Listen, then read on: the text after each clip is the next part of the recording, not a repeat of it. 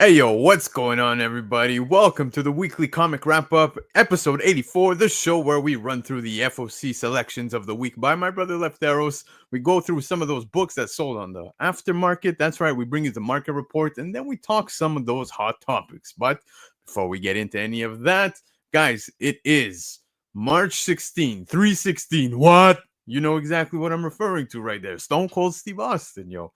Gotta celebrate. So I hope you cracked yourself a nice cold one, have yourself a beer, don't crash them together and pour it down your face, or do so, whatever you're into. But yeah, man, big day. We have a lot of fun things taking place tonight. Big giveaways too, not one, not two, but three. I'll share all that news with you in just a second.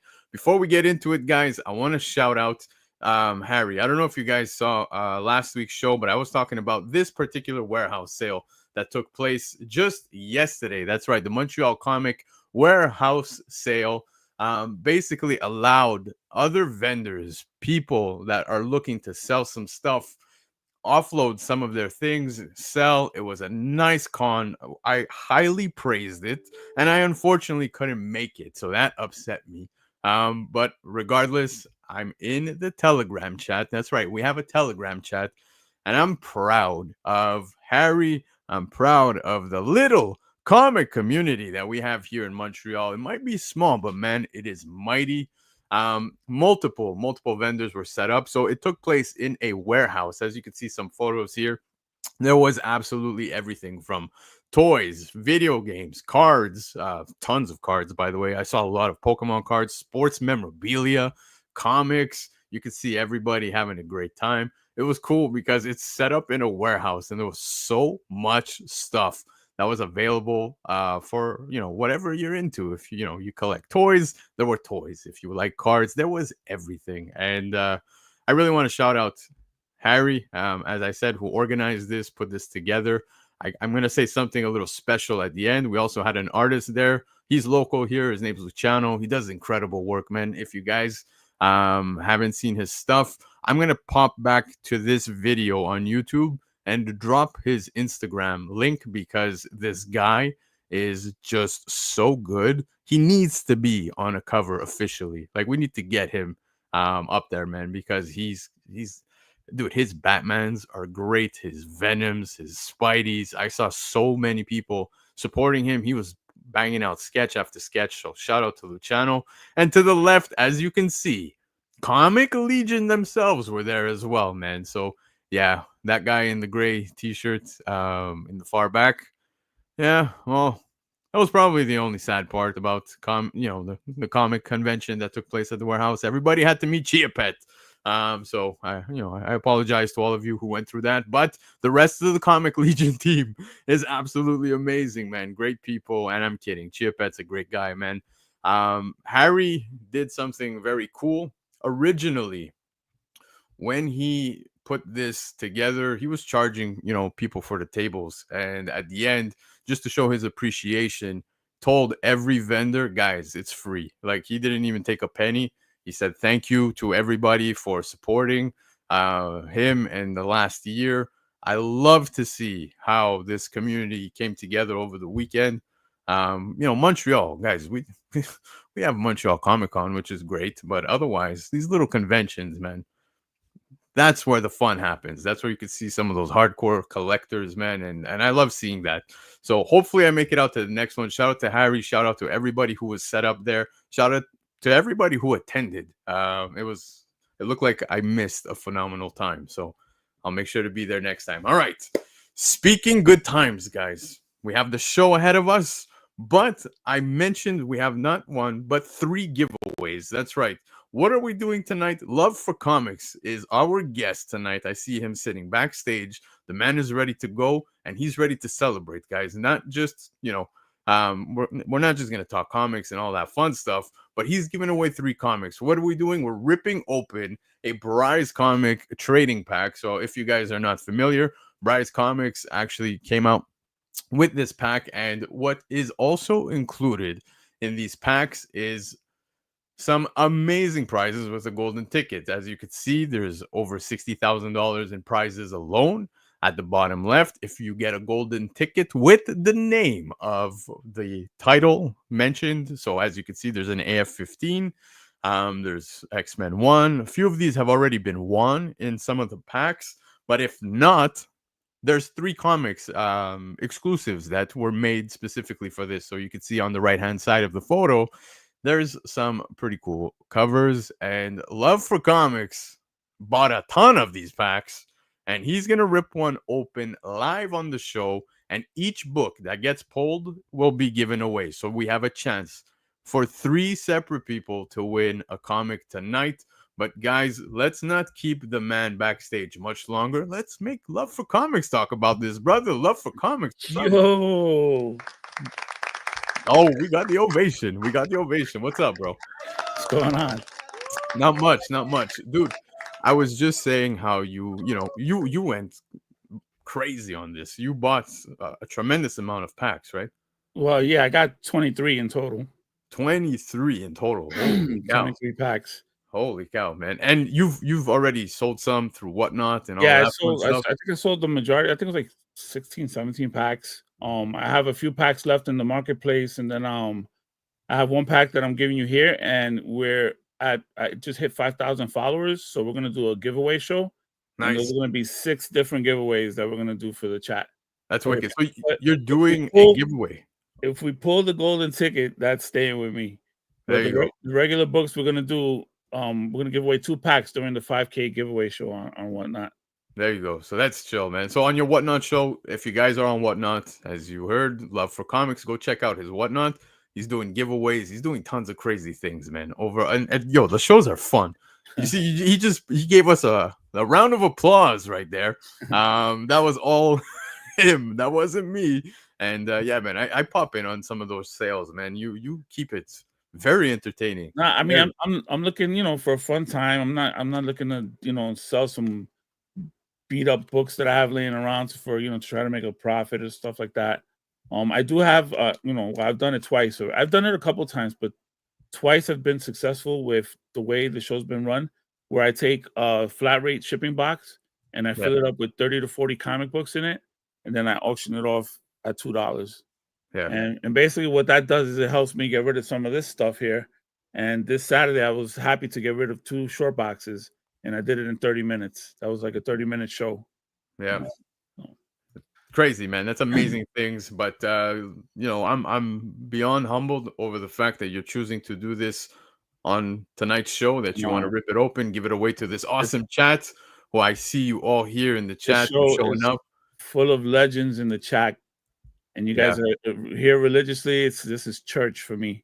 So I appreciate that. Yo, you are always supporting, always here. You're part of the chat. Now you're part of the show. As I've said many times, guys, the panel, it's open to everybody and anybody. I don't care about, how many followers you have and all that stuff. If you're ready to talk comics, man, you're all more than welcome to be here, man. I see some people here in the chat as well. Nasher Venom just made his appearance as well with one of the photos. Looking stunning. I totally missed it out. I totally missed out, sorry, on this sale. So hopefully next time. But hey, Love, I actually have I've got a surprise for you as well too. I mean, you're doing surprises for everybody. So giving away some awesome books tonight, I figured I might as well hit up Bry himself. Check this out. Hey, what's up, guys? I hope you get some crazy rips. I was just told that somebody's going to be gifting some of these books away. Fingers crossed for those Ultimate Edition Bry's comics. I got CGC to agree to call them that. The 1 in 26s. AF-15 is still in play. Cheers, guys. That's right. AF-15 is still in play. Cheers to you. He is beyond humbled by the fact that you bought so many packs. When I told him how many packs he bought, he was like, what is he, serious? Like, this is amazing. Thank you so much. So big thanks to you from Bryce, man. I almost bought more if he would have given me the opportunity. Yeah. Dude, I don't know if you guys saw his video. He had to dispose. I appreciate the process. I respect him for what he did and everything. He just how everything was just wired as far as what goes where and which packs and whatnot. I respect him for that. It looked like an NFL gameplay on steroids. Yeah. Yeah, dude, the way he had everything on the table, and then they Rented a were, whole house. He yo, rented a whole house. they were filling recycling bins with the Oh shredder yeah, mach you saw that? truck. Oh man, it broke my heart, man. Yeah, to see all those books get shredded. Hey, Yeah, look, no, look, listen, those books could have went to like kids or something. it's what it is, man. When Oh it's no, lim- no, but you know what? He did say no that they were mature. They weren't. There's yeah, nothing kid about any of those books, Red Hulk and all that stuff. yeah. But all right, guys, as I said, chance to win it. If you're watching live on YouTube, this is your opportunity. If you're listening to this on Spotify as of tomorrow, well, unfortunately, make sure you tune in live on the YouTube shows because you never know what's going to happen. So, to kick it off, we're going to hit some of the FOC picks of the week. Love for Comics, bro. Are you ready? I'm ready. Vamos.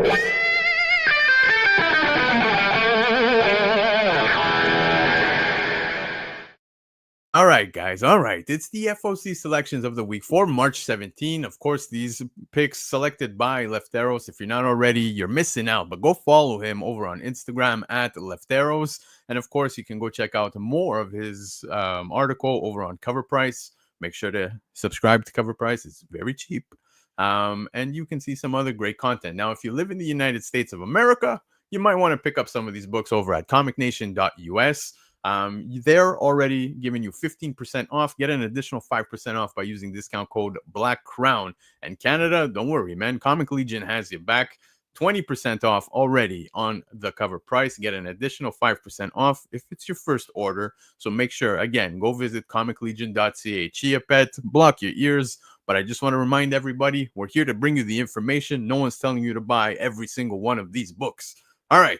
So the first book up for grabs, beautiful cover right here. Spawn 363. This is the cover A. First cover appearance of Nyx as Queen of Hell. Now, she's already made an appearance over on an exclusive, but this is the first non-exclusive.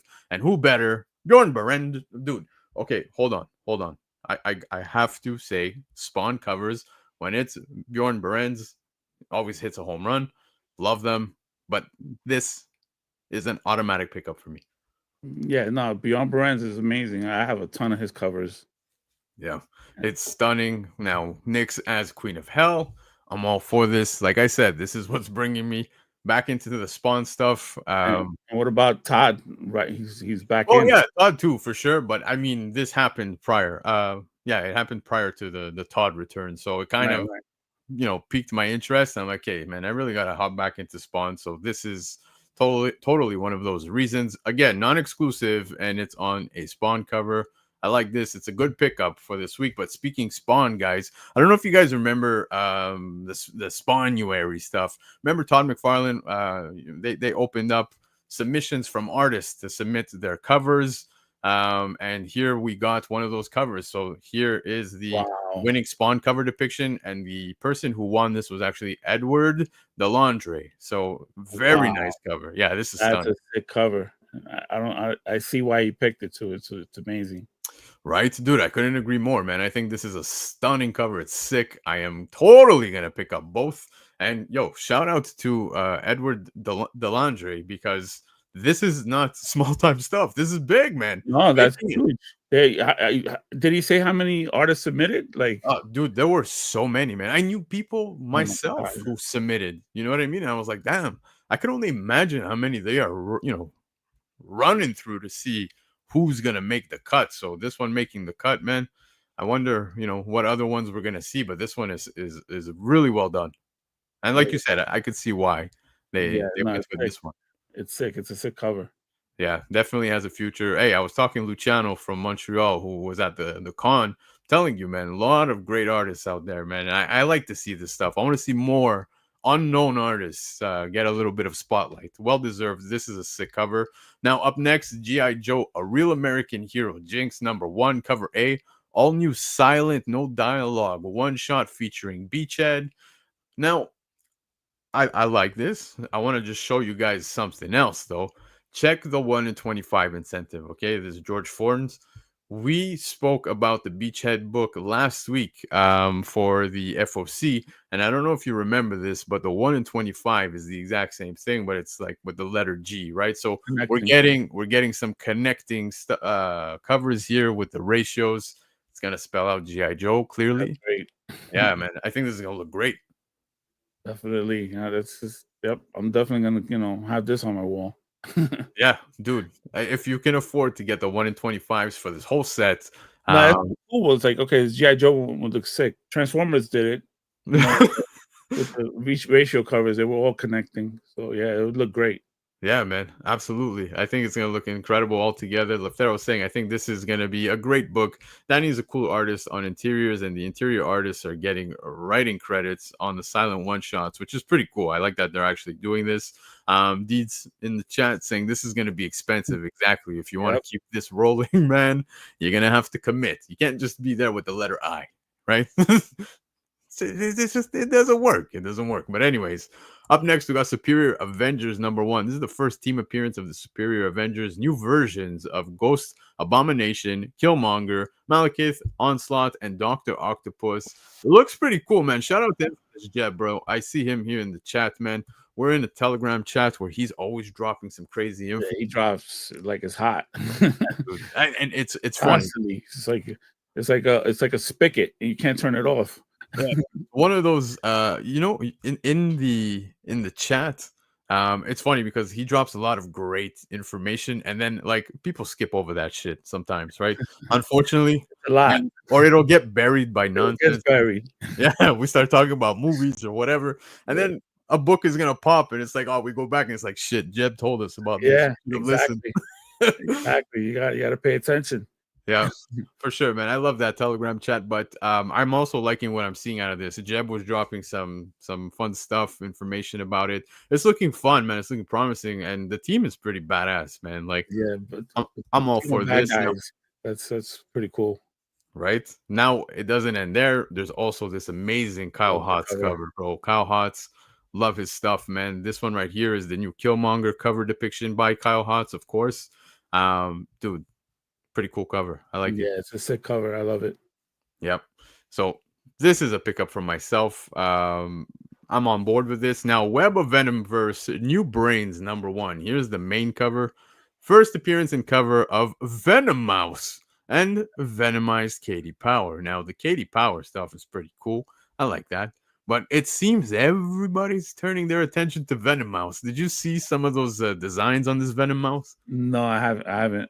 Yo, it looks amazing. I love it. There's some next Jeff. Sorry, the next Jeff. Hey man, who knows? Who knows? But it's fun stuff, man. Yeah, even Jeb saying it in the chat here. Next Jeff, yeah, man, it totally has tons and tons of potential, man. I think the design's cool. Check it out if you're listening in. Spotify, whatever it is, just check out Venom Mouse. I'm telling you, it looks like it's gonna be a pretty wild run with that stuff. I dig it. The design's pretty cool, man. Sidekicks deserve a win. Yep. But check this cover out, man. Godzilla versus Spider-Man #1. The Garbett variant. Spider-Man versus Godzilla, promo style. Looks like a boxing match. We've seen this with multiple other characters as well. Every title they've had, whether it be Hulk, The Thing, they put up these big fight feel posters on these comics. And I love this. Yo, I committed already to 2. I'm going to have to commit to Spidey for sure. That's my guy. Yeah, definitely. Yeah, dude, it's so sick. Chip had asking me in the chat to highlight it with the Venom Mouse. I think I'll go back to that afterwards and get to it. But yo, I think these are getting better and better. I agree with Infamous Jeb in the chat saying that these big fight feel covers are just amazing. I love the Hulk one. I love the Thing. Yeah, the Hulk I love this one. Yep. Yeah, no, these work, especially when you put them in a slab. Forget about it. They're gonna look great. Yeah. Dude, slab or not, man. This is like I want to put this up in a frame, like in my basement type thing. You know what I mean? Like I could get away with putting this near the TV type thing. You know what I mean? Right? Yeah, why not? Yeah, but your man cave. Yeah, it's dope. I love it. But speaking Godzilla and Spider-Man, there's a Bradshaw variant. It's an unrevealed cover, and it's featuring a Venomized Godzilla depiction by Nick Bradshaw. Now, you remember how we got that Venomized Godzilla cover. There you have it. Look, you're holding it up. Let me show it to everybody who's tuned in. Yeah, man. So This got some love on the secondary market, It bro. did, it did. And you know what's crazy? I bought all the last remaining copies on MCS before it even shot up. I noticed it was picking up some traction, and I was like, I need more of these, And Dude. next thing you know, sold out after I picked up like 10. They sent me 10, and then that's it. It was over. Hey, that's great, man. If you got 10, and I don't know if you flipped them or not, but I've got a copy or two for sure, man. I made sure when it hit FOC, there was no way I was not gonna pick that up, right? Like I had to get it. Venomized Godzilla, can't go wrong. Can't go wrong. No, it's gonna be great, and moving forward let's see what else they got. Yep. Let's see This Chicago's Godzilla coming to New York. This is gonna be the year of Godzilla, I guess, because it's 70th anniversary, something like that. Yep. 70th year. Yep. Yeah, man. So some cool things. Lefter was saying, I think the Miles Godzilla is the one to watch. It's a selfie cover, so that's pretty cool. Miles taking selfies. Look at you, bro. But anyways, video game, comics, or comic covers, homages. I love that shit. Yep. I lie. Popeye, issue number 4, cover C, the Super Mario Bros. 2 video game homage. Popeye cover depiction by Trevor Richardson. I'm a sucker. This is an automatic. This is a great cover, though. Like he nailed it, man. He did. Character, it's awesome, right? And dude, like, it's funny because we've seen Mario homage covers done so many times, right? Even this one, like this one in particular, this Mario Bros. 2, we've seen it, and like for some reason they get me back. I don't know why, but with Popeye on it, yeah. I'm picking this one. Yeah, he's got the spinach at hand. He's ready to destroy. Yep, and it's true, man. Derek saying that Popeye is a public domain now, so it's pretty much free for all. I love it though. Pretty cool. It's a great cover. I love it. But anyways, speaking great covers and video games, obviously we are continuing with the Marvel vs. Capcom Fighting Collection covers, and this week on FOC.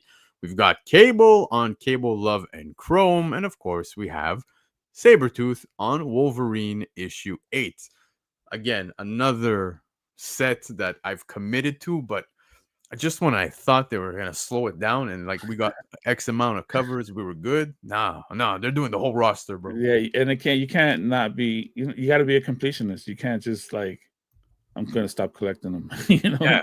I got the ones I like, and that's what matters, It's absolutely insane, man. I love these covers. Picking them all up. I say it all the time that I wanted to display them around my arcade cabinet of Marvel versus Capcom.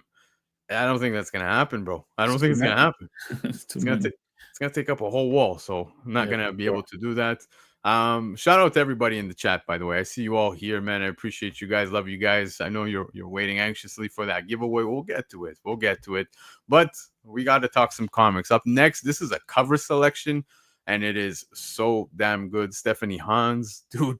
I remember Rocksteady at Terrificon. He was tripping out when he saw Stephanie Hans. She was, I think, playing craps or some shit. And he was fanboying, and I don't blame the guy because Hans, she's beautiful. She was on the crap table. Yeah, she was playing, man. We were in a casino. That's funny. Yeah, we were in a casino. I think she was with like Jason Aaron or something like that. I can't remember off the top of my head. But man, Star Wars: The Legacy of Vader #3. This is the Stephanie Hans cover right here. It's Kylo Ren. And she did a wonderful job, man. It's actually the thumbnail for tonight's show just because this cover is so well done. I love this. It's fire. Straight fire. I see what you did there. But anyways, moving on from Stephanie Hans, another awesome cover that we have on the list is Ultimate Wolverine issue number 4. This is the Aja variant. Ultimate Wolverine cover depiction by Alessandro Cappuccio. I like this. Really, like a tribute cover. Yeah, I don't know if the cover is Aja. It's not Cappuccio. So. Yeah, it's Aja, but it's like a tribute cover to Alessandro Cappuccio. Yeah, but this is wicked, man. This is a really cool cover. Sometimes I get tired of the Ultimate lines covers, like with the board going all around type thing, like from the left hand side. Yeah, that's cover A's. Yeah, like it kind of annoys me, but for this one, it really fits, bro. Yeah, it works with this one for sure. Definitely. Yeah, The black and white I know what popping. you mean. Like I could do without that, but I guess that's what sets apart cover A. Yeah, for sure. And then the second printings will be like that too and stuff. Yeah, I find this cover gives me those vibes of, you remember when they were dropping titles with the black, white, red, Oh all yeah, that stuff. yeah. The black, white, and blood, something like that. Black, Yeah, red, black, and blood, or something like that. reminds me so much of that. Which is red, black, and blood. Yeah. There you go. But yeah, really nice cover. Now, speaking covers, obviously we're gonna get into the sexier covers, because Heavy Metal Magazine issue number 1 gives us this cover C. Tarna cover depiction by Tula Lotte. And Lotte doing Lotte things with this That's one. right. Yep, Beautiful I cover. did. I think this is the issue that has also a Frazetta cover. If it's the one I'm thinking about, that one's a really nice cover as well. Lots of great covers for heavy metal, man. You can't go wrong. No, they're like great. literally every cover that I had seen on FOC was amazing. I saw the Frazetta one, and I was like, yeah, that's gorgeous. Lotte, you can't go wrong. Totally gonna pick this up. And it's heavy metal.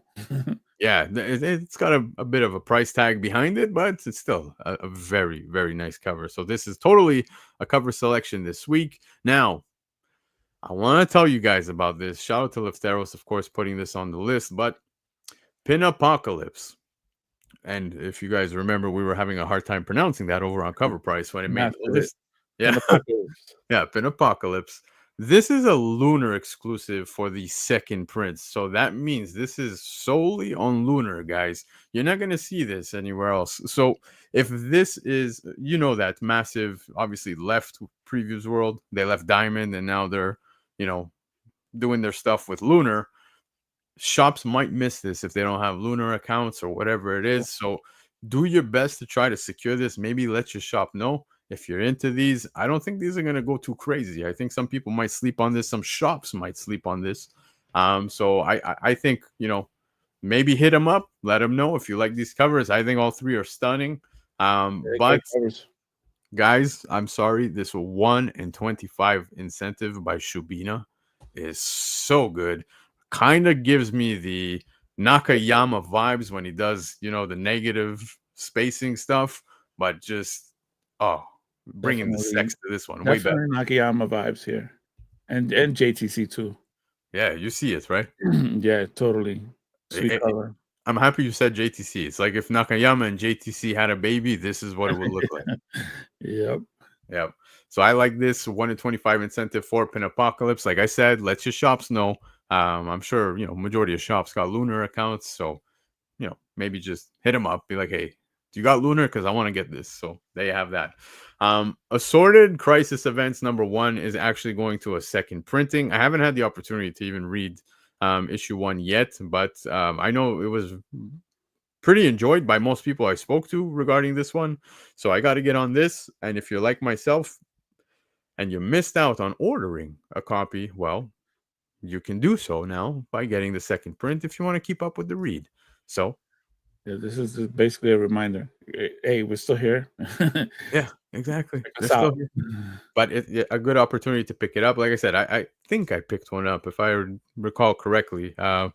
The guy I normally pick up my comics from, he's dodging me or something. But yeah, I'll see when I go pick up my books if it's in the stack. But again, Assorted Crisis Events number 1 is headed to a second print. The cover itself, dude, the detail, there's a lot going on this cover. Yep. So whoever put this, sorry, what's the name? Brathukin? Did I say that right? Ilya Brathukin. Yeah, Brathukin. So yeah, lots of detail on that cover. It's absolutely crazy. Star Wars Jedi Knights number 1 is going to a second printing as well. So we spoke about this on the first printing. We get the first appearance of Atha Prime, Corliss Wrath, Vetna, Mooncrest, Barum Kana, and Sierra Longa. What names, bro? It's so hard to get through some of these names, man. Yeah. But yeah, so again, another opportunity for those who missed out on this. I did pick up the first print, but Marvel doing Marvel things as always. The second print also has a 1 in 25 incentive. Yes, sir. Sorry, cut you off. No, you didn't cut me off. You nailed it on the head is what you did, bro. That's exactly what they did. First print. I see you nodding your head. I mean, it's nice, but like, okay, all right. I mean, I love sets, but I mean, like you expect a little more, right? Yeah, I really want them to do new covers for the ratios on the second prints and stuff like that. I hate seeing stuff like this, but don't get me wrong, Raza did a fantastic cover. The cover's Yeah, great. no, he's amazing as an artist. Period. I love him on his Green Lantern stuff. Yeah, I think he's underrated. He should be higher up in the chain. yeah, exactly. But hang tight, Derek. I see you in the chat asking about a certain later print. We'll get to it. But Wolverine number 8 has obviously this main cover. Now there's a possible first appearance within this one. So this is a special celebratory bonus story by Daniel Warren Johnson. Possible first full appearance of Adamantine. Not only do we have that cover, but what I consider one of the best covers on FOC this week. I saw your reaction just now, but yo, Daniel Warren Johnson killed this Wolverine cover, the black and white with the arrows, the bows and arrows. Gives me Berserker vibes. Yo, you're not wrong. You're not wrong. Yeah, and this is obviously the 400th legacy issue of Wolverine. Yeah, so that's the reason behind. Good luck with the black, though. Yeah, exactly. That's the reason behind the celebration on this one. It's a Marvel anniversary issue, as Leftero says in the chat. No ratio, how? Yeah, that's another good point. But I agree. Ollie in the chat agrees with you as well, saying very Berserker vibes. It does have that, man. I like this cover. I agree with you. The black, good luck, because the spine ticks. I love his hair. Yeah, the hair is very, bro. That's Wolverine on a bad day. Clearly on a bad day. But yeah, man, wonderful cover. Wonderful cover. This is probably one of my favorite covers on FOC this week, but there's tons more for us to talk about. So let's move on with Invincible Universe Battle Beast number 1. This is the cover C. Now, what's cover C? It's a blind polybagged variant that contains either an open order incentive or a surprise chase variant in there. So you need to hit up your shops and talk to them about this. I know that Comic Legion has some bundles on their website in order for you to get some of these. I ain't playing. I'm gonna pick some up because I think this is fun. It's almost like a trading pack. Yeah, kind of like what we're doing tonight, where we're gonna rip open that pack. Yeah. But I like this, man. This is cool. I love this. It's the Invincible Universe. You cannot go wrong. Cannot go wrong. I'm on board for this, but hang tight, bro. If you think this concept is cool, check out the 1 in 1,000 incentives. Wow. Yes, exactly. Wow. Yeah, Ryan Otterly. Now, speaking Ryan Otterly, not only is this cover sick for the 1 in 1,000, but it's gonna be coming to you as a CGC Signature Series graded foil variant that is signed by Ryan Otterly and Robert Kirkman. So you're going to get, if you're shooting for the 1 in 1,000, that's how you do it, bro. That's how you do it. I like that. That's crazy. This is all right. This will work for like the big guys, the Things from Another World, my comic shops, that are ordering a book like this. But this book is going to be so rare, it's probably going to shoot up in price. Yeah, it's a sick cover. I love this cover. I wonder how many shops are gonna go for that 1 in 1,000. I almost want to see a trade of this. Yeah, I don't disagree with you. I think it would look amazing, but like I asked, I don't know how many shops are going to actually make it to that 1 in 1,000. Maybe we'll see a few of these hits, but I like the fact that they're going, to the extreme of giving it to you signed and already slabbed by CGC for those 1 in 1,000s. That alone speaks volumes. Rather than here's a 1 in 1,000 and call it a day. I think it's really cool. They might look out for their best customers, because I know people who have ordered like, let's say they've gotten 1 in 50 spawns and they didn't order 50 copies of Spawn. So yeah, on other titles. So they may look out for people. Okay, we couldn't do the 1 in 1,000, but we got a handful of these, so we're gonna hook up our best customers. Yeah, for sure. Comic Legion saying we may or may not have 2. Who knows? So, man, these guys ain't playing. They ain't playing. They're going for 2,000 copies. So, would not surprise me that they would do such a thing.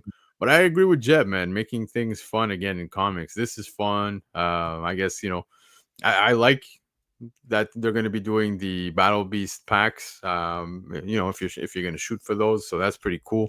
Leftero's dropping the link in the live chat for you guys if you want to go buy some of those bundles. It's a bundle of 6, so that's pretty damn sweet. And cool. You get an opportunity. You might get the chase, or you might get a ratio in there. So check that out. Now back to later prints, because some people here brought it up. Of course, we're going to bring it up as well. G.I. Joe issue 3 brings us the Jason Howard Autobot variant, which is very nice. And of course, we have Transformers 17, the Jason Howard Autobot variant. I think the G.I. Joe might be a typo, because that's cool. I thought that too. I was like, nah, it's gotta be a typo. Yeah, it's totally a typo. Lefteros is grinding. He's grinding. Poor guy. It's all good. Yeah, we take it however. We'll fix it on this end. It's all right. There you go. But these later prints, they've done this. They highlight multiple characters on these later printings, and I think they look, great. But you got to give it to Shredhead, man. Shredhead on the Transformer 17 cover. Yo, Shredhead is a pretty badass character. Like, he looks amazing. I love the design. What is it, Bronco? Yeah, does look like a Bronco now that you say that. But man, I'm excited about the Transformers universe. Excited to learn more about all of this. There's big things happening in Transformers, which, by the way, Transformers issue 19 is also on FOC. This is the cover A, Energon Universe Megatron Revelation. That's what's up, guys. So Megatron has beyond entered the chat when it comes to everything happening here. Guys, I can't stress it enough. Everything happening in Energon Universe is incredible. I could spend the next 2 hours talking about just this book for how much I'm loving it, but I'll keep it very minimal. Just do yourself a favor. Pick this up. You are really going to enjoy this entire ride. Now, this cover A is pretty cool. I want to know what's going on in this cover, though. Bro, let's look at this 1 in 100 and something. That's mean. It's a Megatron foil, close up, full angry face of Megatron. Dude, the cover is just it's too good. It's too good. It's good. I was gonna say that previous cover gave me Maria Wolf vibes. Oh yeah, you know what? Now that you say it's going back to it, totally see it. But no, Daniel Warren Johnson doing his thing. I love Daniel Warren Johnson on all aspects, whether it be art, stories. He's just bringing the heat. But I'm sorry, this 1 in 100. Oh, this should have been the goddamn thumbnail. This was this is a stunning cover. Yeah, it's so good. Yeah, love this. I'm happy to see the chat. Everybody's in unison here, agreeing, because it's really good, man. I wish I could afford to make the leap to this 1 in 100. Oh, hopefully in time. Another big book this week, guys. Absolute Batman issue 7. First appearance of Absolute Mr. Freeze. Possible first appearance of Absolute Joker. I feel like we say this every issue regarding the Joker. Everybody's anticipating it. This is Leftero basically indirectly telling us, because he puts that almost every time Absolute Batman makes the list over on FOC, the possible first appearance of Absolute Joker. This is just him telling us, guys, stop fucking around. Pick this up. Don't skip Absolute Batman. Sick cover, man. I love it. I love the icicles on the logo. Yeah. Did you have a chance to see what Absolute Mr. Freeze is looking like? I think I did. I think I saw a headshot. Yo, it's beyond scary. Like he looks intense, to say the least. I'll show you real quick in case anybody here who's popping in. I see some first timers here. Welcome to the show, guys. Hit the like button, show some love. Appreciate you all coming to hang out. But yeah, man, I don't know if you saw this, dude. Check this out. Hold on, I'm gonna pull it up here. That guy. Yo, you see that? Oh no! Oh my God! You see that? Yo, that's nuts. Crazy, right? Run. Yeah. I haven't played. That's not the Mr. Freeze I've always known. Nah, No. yeah, that's not him. Yeah, exactly. But yeah, He man, this got is stuff looking. stuck in his back. What is that? Looks like he has things stuck in like in his back. Yeah, it's probably whatever ice things going on over there. It's just it's a sick design, man. It's Trek Wars in the chat. What's up, Trev, bro? Appreciate you being here. But he's saying he looks straight up scurry. Nick Dragotta, man, killing it. Yeah, I love that. I love that duo right there. Scott Snyder and Nick Dragotta. Forget about it. yeah, exactly. Leftero saying, FYI, absolute bane in play for this issue as well. So that's gonna be, yeah, that might topple Absolute Batman. yeah, Joker first full in play Absolute as well. Batman breaks Absolute Bane's back. New arc. He's literally just dropping reason after reason after reason as to why we should pick this up. But not only is there this awesome cover A, yo, beautiful Sienkiewicz, beautiful. Yep, Sienkiewicz killing it, dude. This is an automatic buy for myself. I think it's a wicked cover. Lefteros gave us multiple reasons to pick up this issue, but if you're just in it for the covers, I think this one is also as good, if not maybe even slightly better, than the cover A. They did it justice with the placement of the logos and stuff like that. They didn't kill the book. So. I love this. But all right, guys, those were the FOC picks of the week. Lefteros grinding like there's no tomorrow, living in front of his computer to bring us all of these incredible slides, information, etc. If you liked any of these books and you live in the United States, go visit comicnation.us. Again, like I said, you already have 15% off of the cover price, but get an additional 5 by using discount code Black Crown. And Canada, well, you got Comic Legion as well. comiclegion.ca, you get 20% off of the cover price for all FOC books. But if it's your first order, you can use discount code and list to get an additional 5% off. Also, go read the full article as to why Lefteros has picked these books over on Covrprice. You can check out his FOC selections of the week. Same with New Comic Book Day as well. And, of course, myself right there at the bottom of the slide.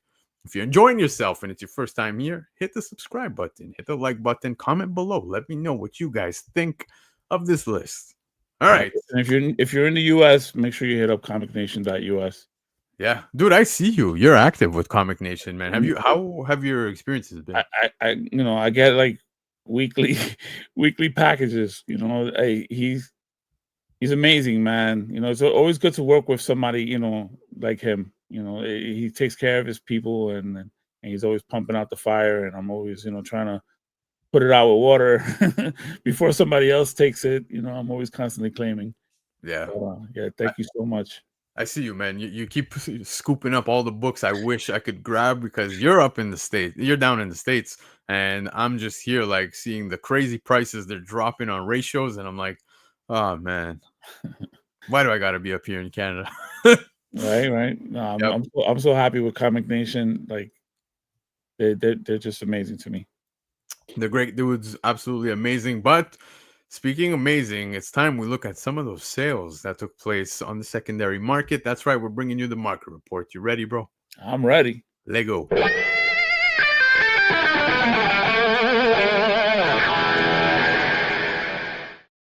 All right, guys, market report where I look at lists and see the books that are trending or selling on the secondary market, whether it be House of Stein, CBSI, Key Collector, Covrprice, Go Collect, eBay, Michael Baker with the Baker Shakers every single day of the week, hitting me up, sharing some books that sell on the secondary market. And let me tell you that this list is very Michael Baker Shaker heavy, baby. We are going heavy with the Baker Shakers, but there's some other shout outs that will take place in just a minute. So let's kick it off with the first book, World Tree number 2, the 1-in-100 ratio. Werther del Dera. Something is killing the children homage cover, still commanding a good coin on the aftermarket CGC 98, 430 Canadian. So just to give you an idea, you're around the $300 mark in your neck of the woods. Baker Shaker this week. This is well done. I like this homage. 100%. Love it. Love that it's a ratio. This one checks all the boxes. World Tree and Something That's Killing the Children. 2 great titles. And it's just a sick cover. Yeah. We got Trek Wars in the chat saying this is on his wife's must-have list, and my God, my heart goes out to you because still commanding a good coin, 430 Canadian dollars. World Tree was rather interesting, man. As a read, the cover for this 1 in 100, obviously, you know, they're gonna tie back to Something Is Killing the Children. This one being a great homage. Tinian, dude, I love the stuff he pumps out. Like literally, I would say there's very few misses when it comes to his books. Yeah, his stuff does great. Yeah, I'm loving it. The chat is loving it. The green is perfect on this cover. I couldn't agree more, man. We'll be seeing it in like Netflix and stuff like that soon. So Wouldn't surprise me. Would not surprise me. But World Tree number 2, the 1 in 100 ratio, CGC 98, 430 Canadian dollars. Up next, this is another cool one. Teenage Mutant Ninja Turtles issue 51. That first appearance of Jenica. It is the artist's appreciation cover, and it was a retailer incentive. That's right. It's the 1 in 10. And a CGC 98 just recently sold for $220. Michael Baker bringing the sale to me. Baker Shaker. I love this. Eastman doing Eastman things on this cover. It does. I agree with Baker in the chat saying throwback vibes on this cover. It's got that old school Eastman feel to it. I like how it's kind of like, you know, the sketch paper that they got to submit when they send in the books for those covers. It's really cool. yeah, it's a sick cover. To me, this is art right here. Yeah. Peak. No. It's amazing. I love this stunning cover. Dude, Eastman killed it. It is what it is. He did crush it. I mean, it should be fetching more. First appearance of Jenica, maybe it might shoot up, you know? Yeah, I would love to have this actually. Same, dude. I had seen that there was also a blank cover for this that was released. Looking very much like this, but without any obviously you won't see the turtles or anything. It's just a blank with the looking like the sheet there that all artists draw on. And then there was, I think, a signed one. So I had seen that. That's pretty interesting. But this 1 in 10, I love this a lot, dude. If I saw this in the wild, it's an automatic pickup if the price is right. And I think 220 ain't too shabby. I would crack it though and get it signed. Yeah, this is like a must. You must get this one signed. Yeah, by Eastman, and Eastman, he's at many cons. Yeah, it's not that hard. Yeah, he's gonna be at Terrificon this year, so that's a big thing. Right. At least, yeah, I remember seeing that. But anyways, up next, G.I. Joe, A Real American Hero, issue 21, the silent issue. The cover for this one was done by Michael Turner. This is the Rengar edition. CGC 98 selling at $375. It's a Baker Shaker again this week. Michael Turner. I feel like every week I'm talking about Michael Turner because unfortunately he was here for a good time, not a long time. Within comics, he brought a lot of heat, a lot of good, great, stunning covers, amazing work. But unfortunately, he's not here anymore. Right. And this one came out, I believe it was back in 2003. Incredible cover. I love this. No, it's sweet. I love that they, went back to the roots on number 21. What do you call the fact that it's a Michael Turner? That just brings the value. That itself alone brings the value all the way up. But Rengar definitely killed Snake Eyes and Storm Shadow on this. Oh my god. Oh yeah. Agreed. Yeah, Snake Eyes looks amazing, man. Storm Shadow, all of it. It looks great. I want this. I want this so bad. I'm gonna trade up. I'm gonna get rid of my regular 21 and get this one. I feel like we're 3 for 3 so far on the market report with you saying, "Yo, I need this. I want this. This is a good cover. I need this." Yeah, I love Storm Shadow and Snake Eyes. Oh my god, he looks great. Yeah. It's a stunning cover, dude. Michael Turner, absolutely beautiful cover. Like I said, this is back in 2003. G.I. Joe, A Real American Hero, issue 21, CGC 98 going at $375. Up next, I love this cover. Luke Cage, to be very specific with you guys, but the title is called Cage, number 2. This is back in 2017, and it is the 1-in-25 ratio by none other than Bruce Timm. There's only 20 total on the CGC census across all grades. CGC 96 sold for $379 US, man. Baker Shaker this week. This is still commanding a pretty coin. With Bruce Timm on this, it's a fucking no-brainer, bro. Wow, though, that's crazy. Cool cover, man. Gives me I'm gonna get you sucker vibes. Yeah. Yeah. Yo, you're not wrong. Very old school, man. It's got, dude. I love how they have him in that full blown Power Man costume. Because I said Luke Cage along the way changed, right? We get him in his little t-shirt and jeans, and we don't get this too often. And Bruce Timm did a phenomenal job on this. I love this cover. Great book. Just $379 though, man. Like, I would have to really love, Luke Cage. Are we 4 for 4? Is this a cover? No, I would rather put that money to something else. Great cover. I'm not, I don't want to knock the cover down at all, but for $379, it's up there. It's up there. Price wise, man, it is up there, but still an incredible book. I love the cover. I love the old school Power Man going on over here. Cage number 2, guys. 2017 1-in-25 ratio by Bruce Timm. As I said, there's only 20 total on the CGC census, and a CGC 9.6, not a 9.8, guys, sold for $379. Now, New York Comic Con 2024 came and went, and there were a shit ton of exclusives at that con. But I gotta say, I think Absolute Batman number 1's Akira homage cover is gonna stand the test of time. It is doing still well. CGC 9.8. $306. One of the nicest covers to come out of the con. Definitely. They just dropped a foil of Absolute Joker today. KRS Comics. Yep. I saw that one. Another Akira homage. I love these covers. I try to get it, but they sold out real quick. I'm in a group chat with some people like Pacino, Marvel, and Hyper Combo Comics, and we go through some discussions where we're like, yo, there's so many Akira homage covers, and we're trying to name them, like 7 Secrets. You can go through the Mario Kart one is sick. Yeah, with Darkwing Duck. I actually got that Mario Kart one from MegaCon. Love it. Matthew Waite did a great job on that cover. But this Akira homage cover with Absolute Batman number 1, I think this picture that you guys are seeing, yes, it looks great. I had the opportunity to hold not 1 but 2 copies in my hand because it was shipped to me. They actually belong to Hyper Combo Comics. And dude, I saw them in person. I'm like, man, they look even better in person. Yeah. So I regret not picking this up and not trying to chase one because it is so good. Wish I got one. Unfortunately, not the case. Yes.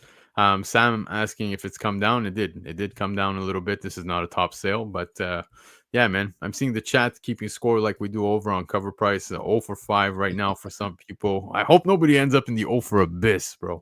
But anyways, $306 for this Akira homage of Absolute Batman number 1 in a 9.8. Up next, since we're talking video game homages, I felt like, why not put this on here? 8 Billion Genies number 1, the Bird City Comics exclusive. Shout out to Laura and Anthony. Limited to 500 copies. This was the Trish Forstner. This one went nuclear, bro, when it dropped. Man, you remember this shit? Like, everybody was going bananas. Yeah, that was another one that you couldn't buy it fast enough. No. And CGC 9.8, dude, it's still holding, man. $350 for this. Not bad, man. And so much talk behind 8 Billion Genies, right? Like, right, that it was, optioned, etc. So there's tons of potential. It was a great read. I loved it. It was really fun to read. But you got to give it to Bird City. You got to give it to Trish. 100%. Yeah, they hit a home run with this one. Guys, I feel bad because I'm seeing the chat hitting their numbers now 0 for 6. You might end up in the 0 for abyss. There's quite a few exclusives here. And I did that on purpose because, well, we're giving away some exclusives tonight to you guys. So there you go. Keeping the theme. But all right, moving on from this one. Punisher number 1. This is the IGC store exclusive cover by Del Auto. CGC 98, $275. Baker Shaker this week. I like this, but I feel like Del Auto did one too many covers in the same style. Do you Okay. agree? I'm not feeling that, but this is a sick cover. I think 275 is cheap for this because it's a sick cover. Yeah. It's available in a trade as well if you want to maybe Yeah, I would trade it and have them sign it. Yeah, but I agree. It's a gorgeous cover, but man, I felt like at this point in time, Del Auto was banging out cover after cover that looked more or less the same. There was Yeah. the Amazing Spider-Mans, the Venoms. There were so many covers. Even the Sonic the Hedgehog was in the same style. I don't know if you remember that one. I want to see that one. Is it dark like he always does? Like Yeah, so Del Auto did a Sonic the Hedgehog cover. Hold on, Del Auto Sonic the Hedgehog. Was it with Shadow? No, it was Sonic, man, and it's more or less the same style as always, where it's dark ish or whatever. And yeah, don't get me wrong, I love Del Auto. I'm not trashing his work at all. In fact, he's one of my favorites. But I just feel like at this point in time, like this is the main theme he kept going with. So you see it here, right? Okay. So yeah, it looks good. Don't get me wrong. They actually re-released these just recently, in foils, and one of them being like gold in the background type thing. I'm not a fan of that when they do things like that. When they re-release the same. I just never cover. thought that Del Auto would do a Sonic cover. That just like it doesn't make sense to me. Well, yo, he did Mickey Mouse in the same style. Remember that one? No, I didn't know it. Wait, oh yeah, I have it. Yeah, there you go. The one with the gold buttons. Yeah, Yeah, I have one over there. I could back up against the wall. Yep, I have it. Yeah, brick wall. Yep, I have it. That's the one. So yeah, I had two of those. I had one of those that had a hair in the back of it, of the case. I called up CGC and I sent them pictures of it. They gave me a $25 credit. So there was a hair in the case. There was a blonde hair inside the CGC case for that Del Auto Mickey. That's weird. Yeah, they're gonna have their employees looking like they work at McDonald's now with those hairnets because of you, bro. Yeah, she didn't believe it at first, and she couldn't tell from the you know how they take the picture on the listing. So I sent her a picture, and she's like, "Oh, yep, that is a hair." I emailed it to her while we were on the phone. She ended up giving me a $25 credit, and it was cool because that was a 9.6 that I bought on eBay for like $40. Yeah. Jeb in the chat saying, "Yo, clone her with that hair, man. She might be hot." Oh man, that would be hilarious. But right? Man, again, I'm not saying that this is an ugly cover. I love the cover. It's gorgeous, but I just felt like he's been doing the same. Yeah, I mean, a lot of people are guilty of that, and a lot of people are guilty of copying others.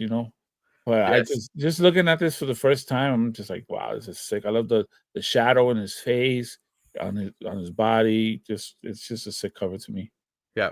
No, it's gorgeous. But Punisher number 1, IGC store exclusive cover by Del Auto, CGC 98, $275.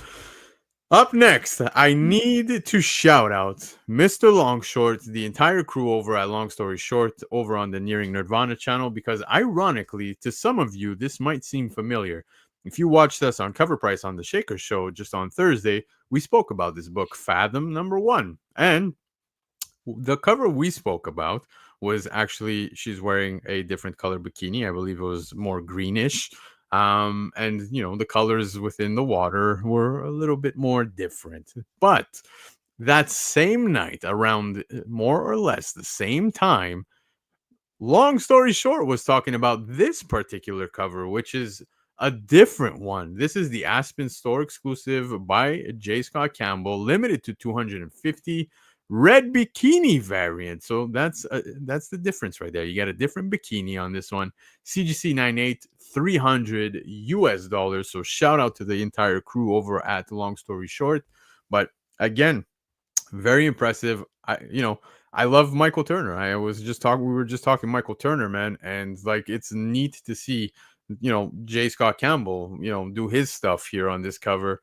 I had no idea that this existed, nor the other one, which we spoke about over on Covrprice Thursday. So to see that you have this cover and the other cover as well, pretty cool. Very limited, only 250, and apparently there's a nice little tribute to Michael Turner inside the book.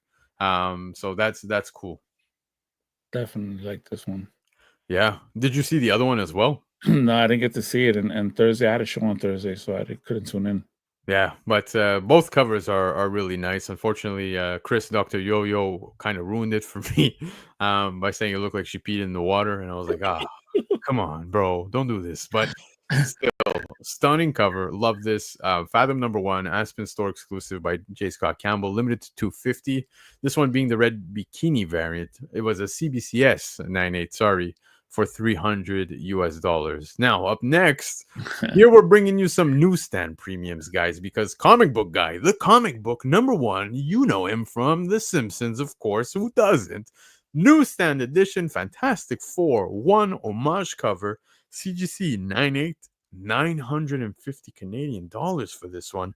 Getting a little bit of a premium for this book just because it's a newsstand. A little bit. Yeah. 950. Wow. Do you chase any of those, like the newsstands or whatever? Well, let's say my GI Joes, I had collected the whole run. Yeah. And I would always just buy it, whatever. I didn't even care if I had it or not. So my new thing now is to pair them. If I have the newsy, I'll get the direct. I'll go hunting for the direct. If I have the direct, I'll go hunting for the newsy. So yeah, I definitely want to collect the newsies. Yeah. So the stuff that I collect on the PC, not just randomly. Yeah, I love the homage. Don't get me wrong. Like anytime I see a Fantastic Four 1 homage, I'm all for it. But my favorite newsies are the Mark Jewelers. So if you have a newsie in your hand, guys, don't just put it to the side. Look to see if it's a Mark Jewelers. Because I've given away a book and I'm like, and it's an Amazing Spider-Man newsie too. And then I go to open it. Guess what? You just got yourself a Mark Jeweler. Like, yeah. How did I get in there? Exactly, man. Exactly. But it's crazy because looking at this in a newsstand for a 9/8 year at 950, you start looking at the 9/8s in a direct edition. You're hovering around the 450 mark. So you're cutting it. Still, that's it is, but 450 Canadian, you're looking at half of the price of this newsstand sale. So it's even less by just a little bit, but still very impressive to see what some of these premiums are when it comes to newsstands. And I totally get it, especially when you get into the early 2000s. It's very hard to come across, but nonetheless, CGC 98, 950 Canadian dollars. Check out this wild cover for Department of Truth issue 14. This is the Outer Limits Borough exclusive that was limited to 270 copies. And on this, you have Kurt Cobain front and center, fingers pointed to the brain, because we all know how that story ended. But the shadow behind him with the devil horns is menacing. This is such a dark cover. CGC 98, $250. Wow. I like crazy. Yeah. Crazy cover, man. Yeah, I was talking with Michael Baker, and Department of Truth has come out with so many great exclusives and covers throughout its entire run. You can talk Metallica album covers, you could talk literally movie covers, you could talk anything and everything. They have done an homage. There's the Eminem Slim Shady LP.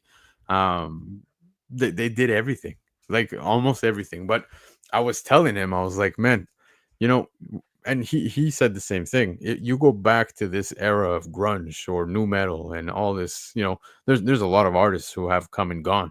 And I would love to see some of those artists on a cover, man. I could go to Dimebag Darrell. That was a sad ending, very sad. But I'd love to see something along the lines. Now, obviously, Kurt Cobain, very fitting because the way he made his exit, unfortunately, it was a dark ending, man. Dude, shotgun blast, took himself out. Yeah, man. I seen all his documentaries and stuff with Courtney and stuff. Yeah, but this is a wicked cover. Like, yeah, anybody with a love for Kurt Cobain, Nirvana, or anything, I think this is a wicked cover. You might want this one. Department of Truth, issue 14, CGC 98, $250, and it's only limited to 270. I think it's worth it. I think 250 is cheap. Yeah. I think it's fair. Michael Baker, don't get me started on Scott Weiland, man. Scott Weiland, one of my all-time favorite frontmen. One of my all-time favorite. The guy is just he's an entire show. It's unfortunate he's no longer with us, but yeah, it is what it is. All right. Laura from Bird City. I'm curious. I gotta hit her up and ask her if she actually has this, because Vampirella number 7. This is the second from volume 2, back in 2014. The 1-in-50 ratio cover by Jenny Frison. Wow, this is a stunning cover. There's only 18 9/8 on the census, and a 9/8 just recently sold for $485. This one being a Covrprice daily shaker. Yo, this hits, bro. Sick cover. I love Jenny Frison. I love everything Jenny Frison. Yeah, dude. Frison absolutely did an amazing job. She does great covers when it comes to Vampirella. She does great covers in general. But I see a lot of her stuff, obviously, on Vampirellas and etc. But this 1-in-50 ratio, one I've never seen before up until right now, hitting the Covrprice daily shaker. This one is very nice. And again, low census, guys. There's only 18 9/8 on the census. Sleeper. So yeah, you can't go wrong, man. I feel like you barely ever see you will barely ever see sales take place for this one. Yeah, no, this is definitely a keeper. You definitely don't want to sell this. You want to keep this in your collection, especially if you're a big Frison fan. But yeah, CGC 98, $485 for this one. And guys, this cover is another wicked badass cover. It's the what if Peter Parker became the Punisher number 1. 2018, Joe Jusko, bringing Joe Jusko awesomeness. Punisher magazine number 1 homage cover here with this particular issue, and a CGC 98 just sold at its highest, and it was $700. Covrprice daily shaker. This is badass, bro. Yeah, it's a sick cover. I wonder whose shadow that is on the left side. It's a good question. Good question. But one thing about this, like the regular cover for it, where he's like, it's basically another Punisher homage cover, and shooting bullets out of his webs, his web shooters. I think, both covers are great, but the other one I see a lot more. This one I almost never see, this Jusko one. I love the colors. Yeah, the colors, everything about it looks so good. So good. I love this. But anyways, guys, that was the market report. We are flying through this episode tonight. Yeah, man. We're getting there. I think people are going to be appreciative over the fact that, well, the show's not going to hit 2 hours. So there you go, man. But all right. We're going to get into some hot topics. And of course, we have the giveaway. I'm really curious to see what we're going to open up, man. You have me anxious. You have me nervous to see what we're going to get. But the hot topics are going to get spicy again. There's a lot of crazy things that unfolded this week. Of course, the Stan Lee stuff on 2 ends, not one, but there was 2 things Stan Lee related. One of them being obviously the documentary that people have been talking about, and the other being the SMUDGEGATE. You're probably asking myself, what the hell is this guy talking about? SMUDGEGATE, there were some interesting things. 10 CGC books that were signed by Stan Lee, all smudged, and we'll dive into that. So I gotta ask for the last time, bro. You ready? I'm ready. Let's go.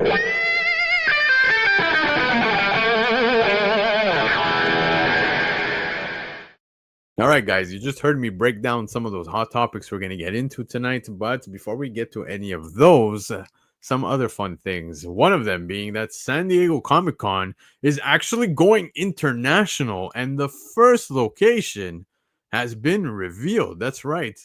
San Diego Comic-Con sets its first annual event in Spain. So just to give you a little more information, they're expanding, guys, and they're headed to Malaga, Spain. The event will run from September 25th to the 28th and will be the first official San Diego Comic Convention licensed event outside of the United States. Now, plans for San Diego Comic-Con Malaga were announced this afternoon. This is back when the article came out at the beginning of this week. But in Spain, during an event that featured director and screenwriter Santiago Segura alongside a collection of local politicians. So they all made this big announcement. Now it's interesting because I remember the San Diego Comic-Con cruise ship. You remember that news that came out? I don't know if that's still going to be a thing. Who knows? I don't know if I want to be trapped on a boat with, you know. You're better off going to Malaga. Yeah, pretty much. But it's pretty interesting to see that San Diego Comic-Con is going to be expanding now, headed to Spain. And I hope it only continues to grow, bro. I would love for this. It will. They actually announced that they picked up permanent offices down in Malaga. So wow. So that means that this is not just a 1-year thing. They're just gonna, they're gonna keep doing it. Malaga's a great place. I don't know if any of you guys have ever been, but it's southern Spain. It's beautiful over there. You can see Africa. You see the mountains of Africa, like right there. It's right across the Mediterranean. You can see on a clear day. If it's cloudy, you're not seeing nothing. But yeah, it's beautiful over there. I've had the pleasure of going over there. I have a business partner in Spain, so he was like, "Come," and I was like, "All right." You twisted my arm, and I went over there. Had a great time. But they picked up permanent offices, and there's been there's a lot of hype going around about this. I'm sure they have big sponsors. Panini is big over there, so yes. So I don't see. I see this, basically blowing things up in Europe, and we're gonna see more great things happening in Spain over the space. I'm happy you brought that up, man, because I hope to see Panini very active at the San Diego, well, at Comic-Con in Spain now. But it's just awesome to see that they're going international, and like we're seeing now Spain. Who knows what other countries might make the list? Will they pop into Canada, Italy, Portugal, you name it, bro. There's tons of opportunity here. I would love to see this continue to grow more than the actual cruise. I feel like that's a recipe for disaster, bro. Bunch of comic geeks locked up on a boat for like a week or whatever time that's gonna be. The cool thing, like getting to Malaga Airport from the US. It's the most closest, you know what I mean? So the flights are less. Like when I went, it was like 5 to 6 hours or something like that. Wow. Like, wow. I got here faster than I would if I was going to Vegas. Crazy. Yeah. So. Yeah. Well, yeah, you know what? Now that you mention it, man, like when I flew to Austria and Slovakia, dude, it was rather fast. Like we landed, everything was real close. You travel between countries in Europe so quickly too. Yeah, and cheap. And it's so cheap to fly from here to there in Europe, and that's the beauty about being over there. That the fact that you can go from, oh, you know what, I want to go to I don't know, Portugal for the day. You can either drive there or you can just fly over there for the day. It'll probably be like $45. Yeah, yo, Slovakia was a hell of a time, but talking traveling, we traveled. I think we were maybe like well over 200 and something people, and we went from Slovakia to Austria. We took a boat, bro, and it's crazy because like sorry, you could have drove. Yeah, for sure, but like we wanted to take a boat all together. Like it was just a chill ride, man. We took the boat, and like you're passing, like there's a castle in between both Slovakia and Austria. I forget what the name of that castle is, and you could see it from the water, dude. It is impressive, man.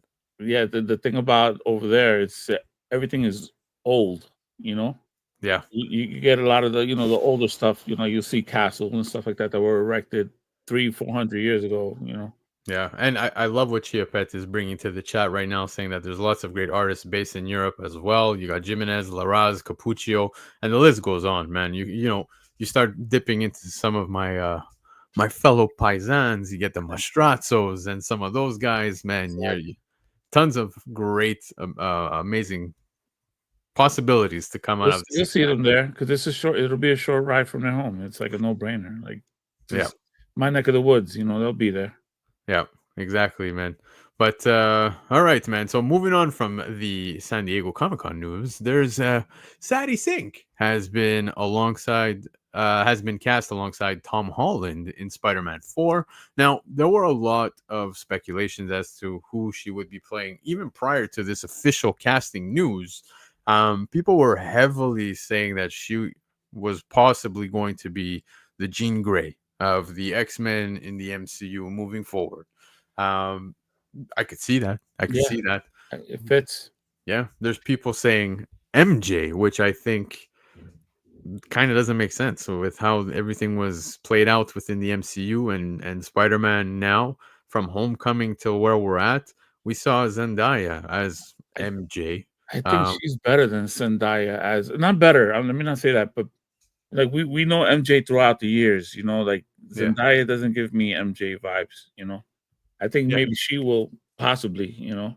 But no, for sure. Like Kristen Dunst, it's that was the last great MJ. Yeah, and it was not even the greatest MJ. So I think you just spoke volumes right there. But yes, I agree with you, Pat. That's what I'm saying is Zendaya is MJ, and it is what it is, man, because the way it was written, it seems that's the route they're going with Zendaya, and it's totally fine. I guess she's a different version. Call it whatever you want. Different universe. Yeah, but I don't think, although she probably could have pulled it off. She seems relatively young. You were talking to me earlier about her and her previous, roles. Of course, she was in Stranger Things as well. If you're not too familiar with this actress, but there's several other projects she was in. She's relatively young. She's in her early 20s, so very fitting with the rest of the cast. But Firestar seems to be the big talk. Everybody's really saying Firestar, and that would be amazing because you talk Firestar, you think the animated cartoon back in the day. That's where everybody knew Firestar from. Then getting the first appearance. What was the issue again? Spidey and his amazing friends or something like that. Number 1. You know which one I'm talking about. There's like a Green Goblin on it. There's Firestar and there's Spidey. I don't know why I'm blanking out on the I'm blanking on it. Next. Yeah, but anyways, I could totally see the Firestar thing play out, and I think it would be great because when you go back to those animated cartoons and stuff like that, I love this, man. I love this idea of bringing her in as Firestar, and we could see that play out on the big screen. So some fun times ahead if that's the route to go. She's a natural redhead, so I guess it fits. Yeah, I totally see it. So we'll see who it ends up being, but I'm gonna rule out Jean Grey and I'm ruling out MJ. I'm saying the going Firestar. I'm hoping MJ. Yeah. Editor of the Daily Bugle, man. Kilted Corgi, man. Thank you so much for being here, man. I hope you're enjoying yourself. But all right, let's get into the spiciness, guys. I want to talk a bit about this. I know you are ready to deep dive into it as well. There's a new documentary, Stanley, the Final Chapter, that apparently reveals how the Marvel icon was exploited in his final years.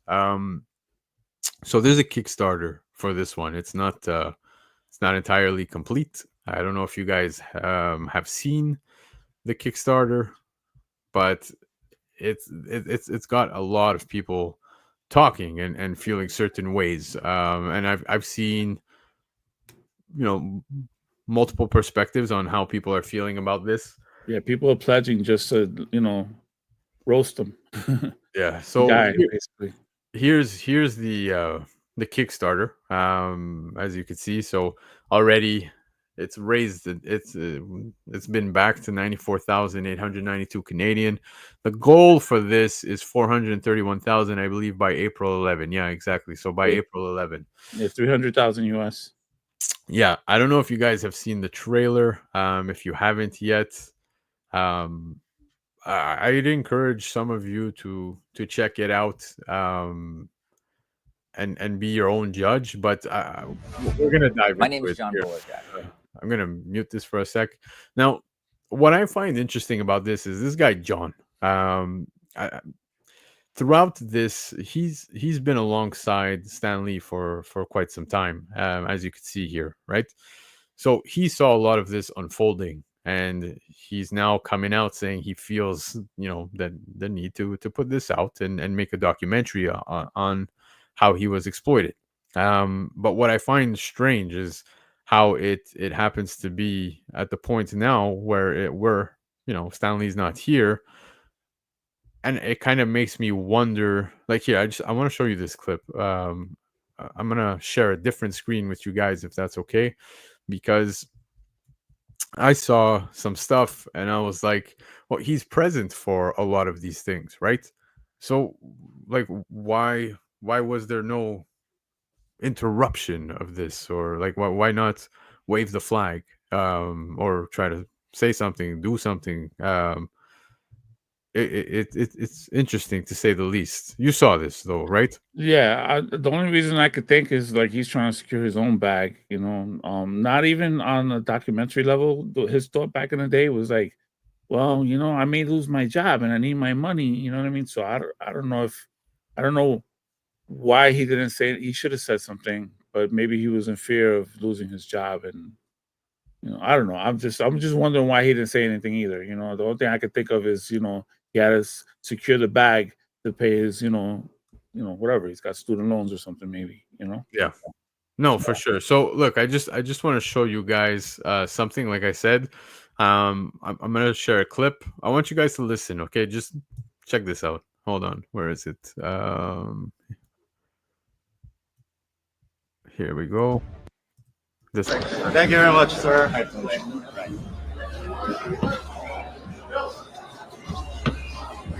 Now, are you ready to give a riveting speech? You're gonna change lives. I thought I was So you saw the hair, right? That's the guy. Yeah, that's him for All sure. right. So finished with that. What do I have to do now? You're never over. You what? I said I thought I was finished, but apparently I'm not. No. Once we're done, we'll get out of here. Now what do I do here? Same thing. Talk about you. We'll make some new questions. But I don't have the. Yes, you will. Yes.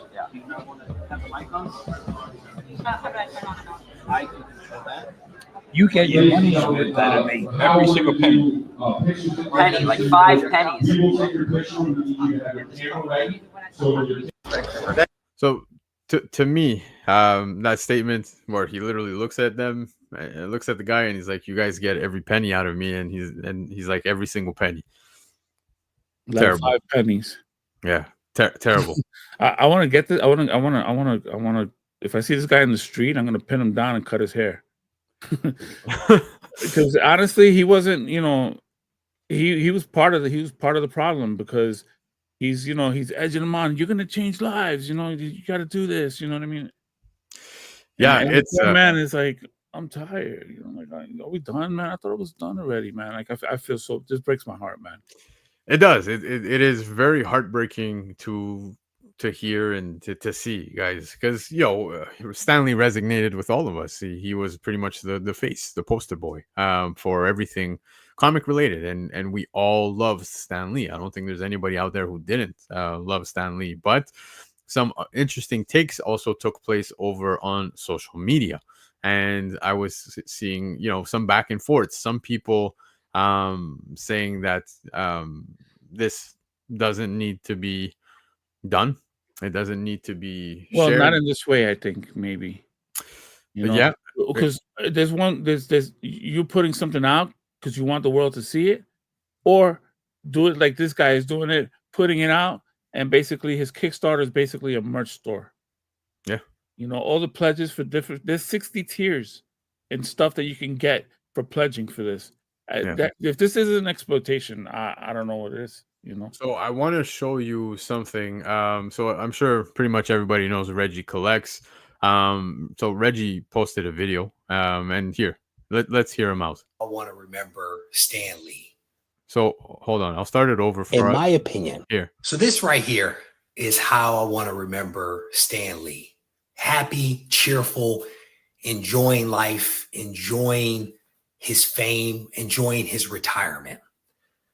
I don't want to remember Stan Lee as someone that was abused.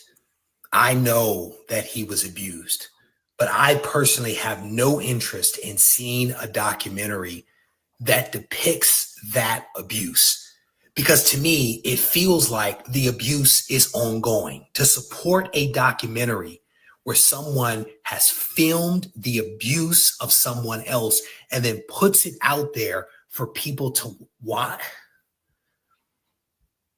that just seems wrong to me. All kinds of wrong. So I don't say this out of malice for the people that have reposted support of the documentary. But one of the things that I always try to do on the channel is to give people something different to think about. And it hurts my heart deeply to think about anyone mistreating another person that cannot defend themselves. So I offer this up for consideration. So that's one perspective, right? And I think it can resonate with some of us how we feel like we don't want to see this. We don't want to remember Stan Lee in this way, but it doesn't change the fact that this did happen, right? It happened. I definitely don't want to see it because, you know, it'll break my heart. Look, I take care of my aunt. She's elderly. I would hate for someone to be trying. And this is the reason why I'm taking care of her. I've been with her days upon days inside rehab, and she's trying to call on the nurses, and then she's just being ignored and stuff like that. And, you know, and they just don't care, maybe because of the caseload, how many people they have and stuff like that. But in this situation, I would hate to see him being, you know, abused the way we've seen a little bit, and we're already up in arms about it. So I definitely don't want to see it, but I don't want to cover it up either. I don't want to sweep it under the rug like it was nothing. I think this was horrible on behalf of his managers and even this guy that was, you know, his handler, you could sort of speak. Yeah. And now coming out with this documentary. So some people are like, yeah, you know, you were part of it and didn't say anything, and now you feel the need to put this out there, and clearly you're gonna make bank on this. It's getting picked up by everybody. You can talk ET, and you know, ET, the television show there. Literally every news outlet has picked this up, so I think it's gonna get tons of exposure, and it'll probably get backed. Don't be surprised the studio or somebody comes forth and probably tries to fulfill this. Now, I want to show you guys somebody here. Steve Says Boom, who I love, guys. If you're not familiar with Steve, he actually works at Torpedo Comics. So everybody's pretty much familiar with Torpedo Comics. You can see him here with Lucifer. If you guys are not familiar with her, Lo, she's got a wonderful account as well. I encourage everybody to check it out. She's stunning. But he put out a take as well, and very interesting take. I love Steve, bro. He has always been direct. He was also on Pawn Stars. If you guys maybe you may have seen him there. If you haven't, just so you know. But he brings a very direct take on how he felt about this, and this is again a perspective on the other side that I want you guys to see here. Right there, Steve Says Boom fans. This is more of a personal post. This is nothing to do with Torpedo Comics. This is nothing to do with sales. This is me a little bit pissed off. Okay, I wasn't going to chime in on this subject, but now I have to. What am I talking about? The Stan Lee documentary that's being crowdfunded right now. It's something that's needed. Okay? And just before anyone starts saying, well, why do you know, Steve? I know nearly all of the people involved. Okay? I lived in the area. I went to the same area, and I'm sure that I was at the show that everything began. Frank and Sons. The Warehouse. So I've known about this lawsuit and case for a long time. I've just been told to hold my tongue. So I've been waiting, and here we are. Now they're moving forward, and they're moving forward to expose the abusers, the parasites that lived and sucked the life out of Stan. And then, to make it worse, we have a certain influencer. He's been around 5 minutes and walks around like he knows everything about comics when he knows absolutely zilch.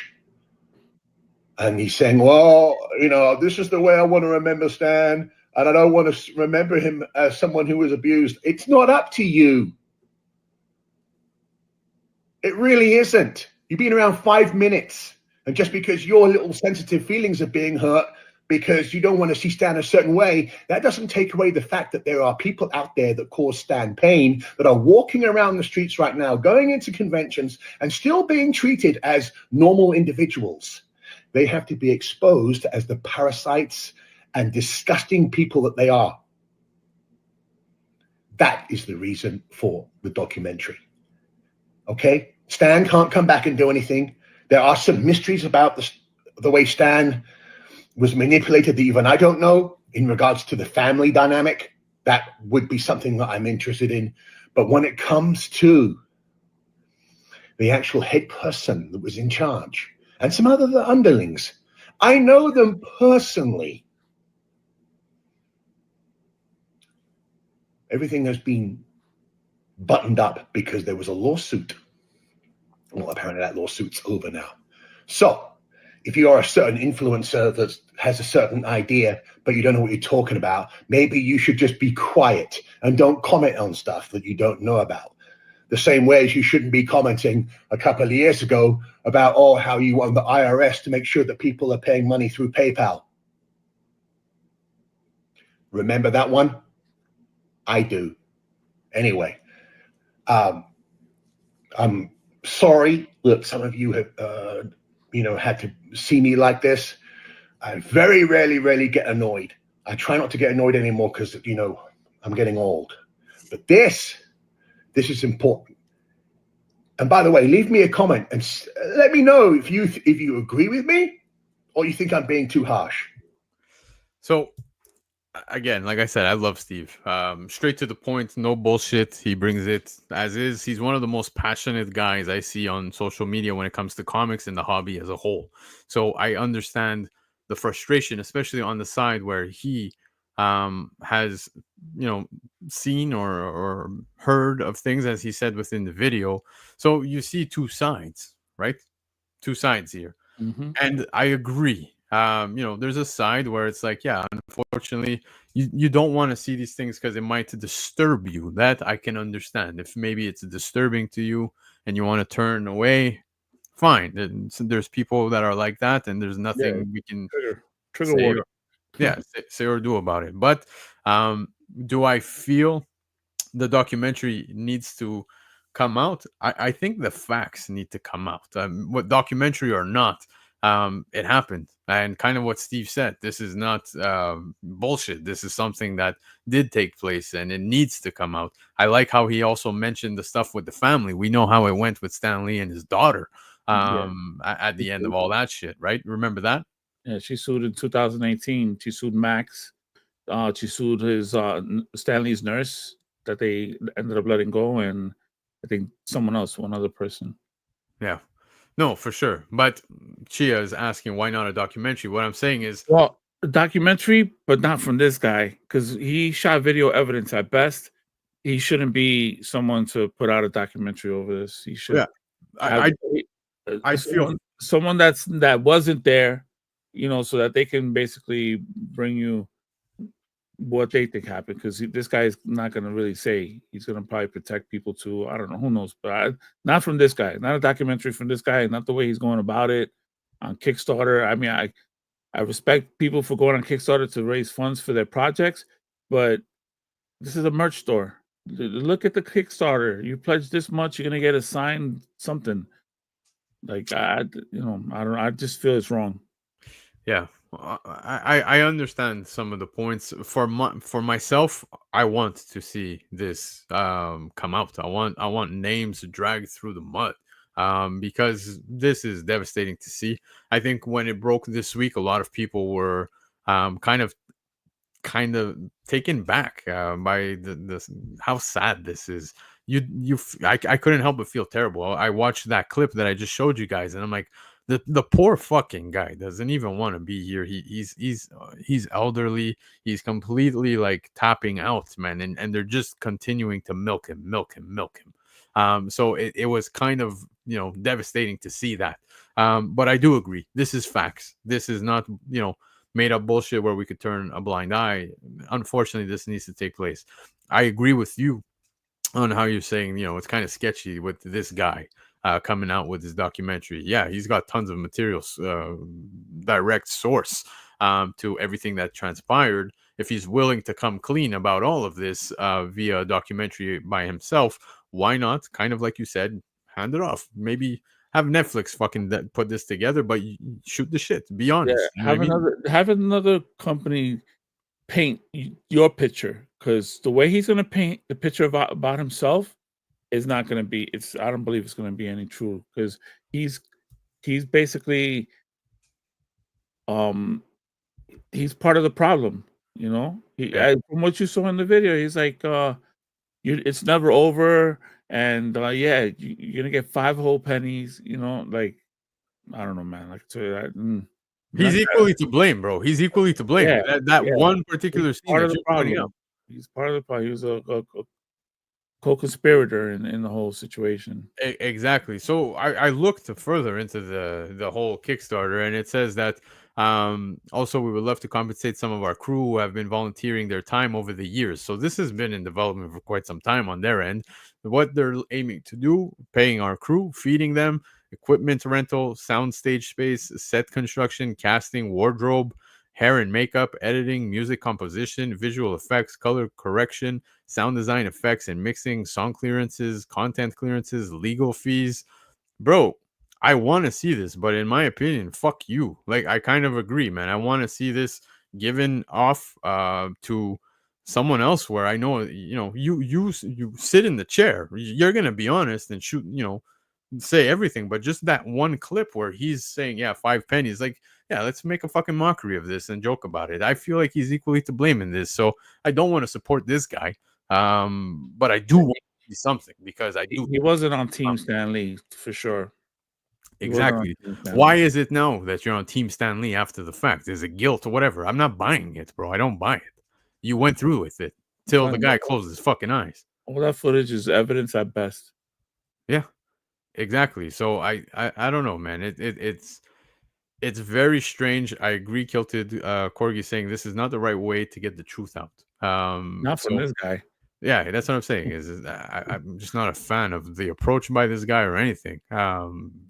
So yeah, he's telling Stan he's not getting what he's worth in the footage.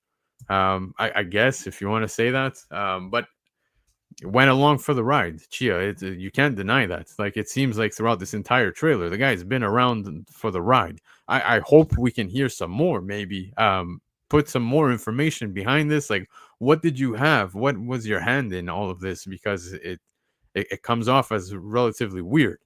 Just watching the trailers, it's like he was part of this but didn't do anything about it, and now that he's comfortable enough, I guess he's gonna come out after the fact. So I don't know. It's very strange. Very strange. Yeah. But anyways, I catch him in the street, I'm gonna cut his hair off. there you go. I see the chat going back and forth, and again, you're seeing two perspectives within the chat. I do agree with Jan saying that one clip isn't the whole story, so I do want to see more. But it does seem like he was very close to Stan Lee, and I just don't understand the need to come out now after the fact. Why was no flag waved prior? What was the weight over your head? What was lingering there that just didn't allow you to do so? So it's just it's weird. It's very, very weird. Did you know about his other manager? What do you call Kaya Morgan?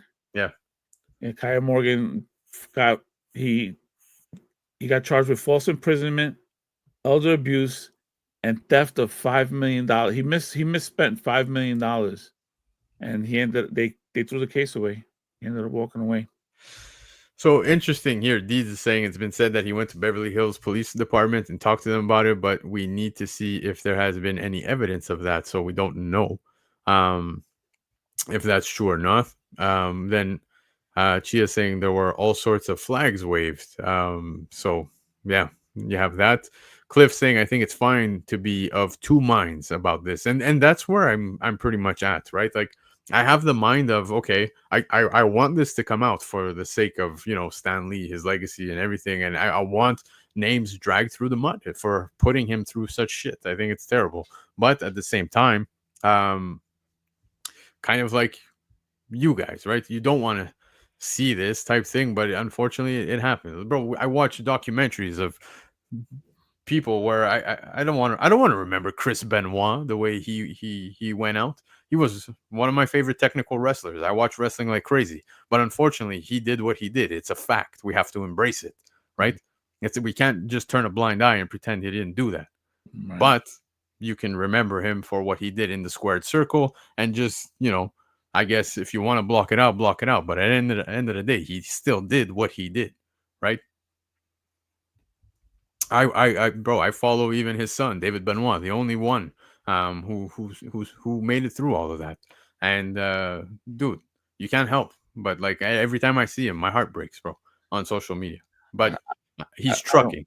I don't have anything. I don't have anything with a Stanley signature on it. But just thinking about it, I'm like, damn, just if I did have one, I'd probably feel sorry, like real bad. So that is a perfect segue to the next topic, guys, which is the CGC Comics SMUDGEGATE, is what people are calling it so far. But ironically, Amazing Spider-Man 252 is at the center of all this again. That poor book just keeps getting dragged through the mud in the last year. But what ended up happening, shout out to Manu 99 Newsstand over on Instagram. If you guys aren't familiar, please get familiar. He's a wonderful gem within the community, and I love his posts. And he was doing a little research here and came across this, which was kind of strange. But basically, a few nights ago on eBay, this 9/8 popped up of Amazing Spider-Man 252, and he thought, man, what a terribly smudged signature. So as you can see there, right above the left shoulder of Spider-Man, you can see Stan Lee's signature, and it's fully smudged, right? But it came back a CGC JSA 9/8. Cool. The book being a 9/8, I don't doubt that, but the signature is quite brutal. It's so smudged out. Then he comes across another listing here, $2,400 for another one, and it's a 9/6, and it's also terribly smudged.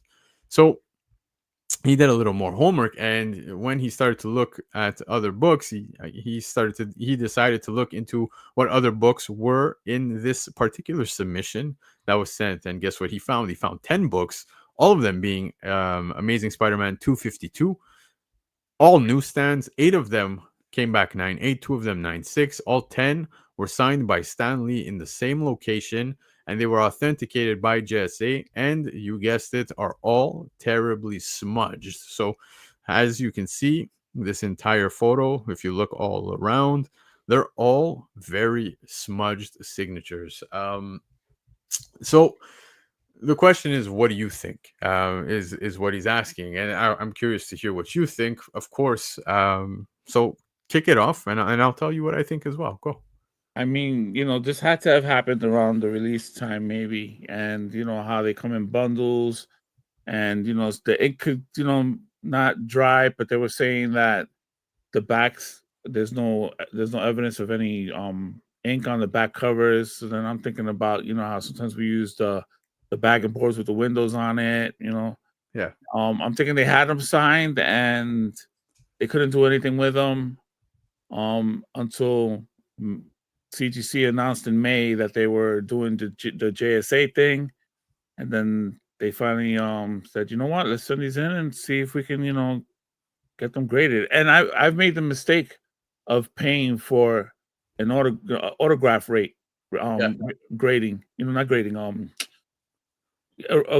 autograph rate. Yep. Basically they rate the autograph Yes, That's an upsell for them, and it's not like when you're doing the submission, you could clearly click on it thinking that it's part of it, but then not until you see the fee that you're like, oh, wait a minute, they're charging extra for that. yeah. So the submitter actually did that for the books, and the grades came back a 3 on the grading signature because it was smudged. Now To me, a lot. They should have been a 1 because it was smudged. Yeah, smudged as hell. And the question here was, did this person who submitted find like a bypass when it comes to JSA CGC, because maybe somebody knows how to forge Stanley's signature, and with a smudge now you can pretty much get away with it, right? If you're Definitely a conspiracy theory. Yeah. What do you call the smudging is different on a lot of them, I kind of see if that was like a strategy to like, okay, let me sign it and then just smudge it real quick. But then some look different, so I'm not sure if that grade for the autograph is a strat. But I've in the past don't need to have a book press. I usually press myself. But you know what? I'm gonna pay for pressing just to see, if maybe the CGC gods will be in my favor and make the book a 9.8 or whatever. Yeah, but that doesn't work either. I've thought of that too on several submissions, but it is interesting. And factor the previous story we just spoke about, how Stan Lee was treated the way he was treated. Is it possible that he just smudged them on his own? He's apparently been notorious for doing that. Yeah, that could be a thing. But it is interesting that all from within the same area, you got 10 submissions with the same book, all newsstands, and they all have the smudge on the signature. So it's kind of like, this is a retailer that was like, I got a few bundles of 252. Let me get them signed. And maybe possibly I'm thinking they mismanaged how they were putting them away, because it's crazy. Like, when you walk up to the desk and they're ready to sign for you, all right, limit's 20, and then you're in a rush to try to speed through it. I've seen like I have signatures here. I have like over 100 books that are signed, and I've seen somewhere like the signatures are like, oh man, this is fucked up. Yeah. And I held on to them forever, and then CGC announced CGC, JSA, and that basically just gave a newfound reason to submit your books that you don't have COAs for, that you had them signed, that had no chance of getting a yellow label or anything. This basically opened the floodgates for that. I'm thinking this was a retailer that had a collection of these, and they just said, or a collector, maybe could be a collector, and it looks like they used my comic shop as the consignment shop to send them in, which is smart because they have thousands and thousands of people looking at their auctions every week. So yeah, that's a good point that you bring out, that it was my comic shop, as you can see the listing right here. Mm-hmm. But yeah, it's rather strange. Many things could have taken place here, but now people are questioning the JSA CGC thing, because smudges like this are getting the pass. And I think if these people are qualified enough to justify if there's a signature or not, we should be able to confide in them. But it is strange how like 10 smudged signatures. That's why I'm saying this is somebody that had them and just basically wrote them off like for a long time until JSA became the opportunity, and then he said, you know what, let's submit them all and see what happens. Yeah, exactly, man. It's just such a strange story that I'm looking forward to see how it continues. I would love for the retailer to come forward. Hey, I see there's been talk about these. Let me tell you, these came out straight out of a diamond box, and we decided to have it signed. And and it was a hot day, and the markers were brand new, and it did this to all of these books, and we thought it was a total loss, and until it wasn't.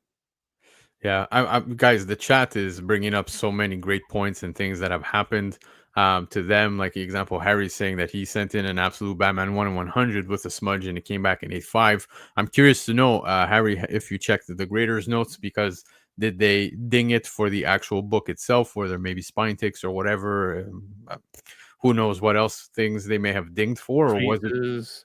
Yeah, or was it actually just the smudge? So I don't think they would be, docking points just for a smudge. It No, doesn't seem the case here, that that's one. for sure. Yeah, definitely. Just proves that otherwise.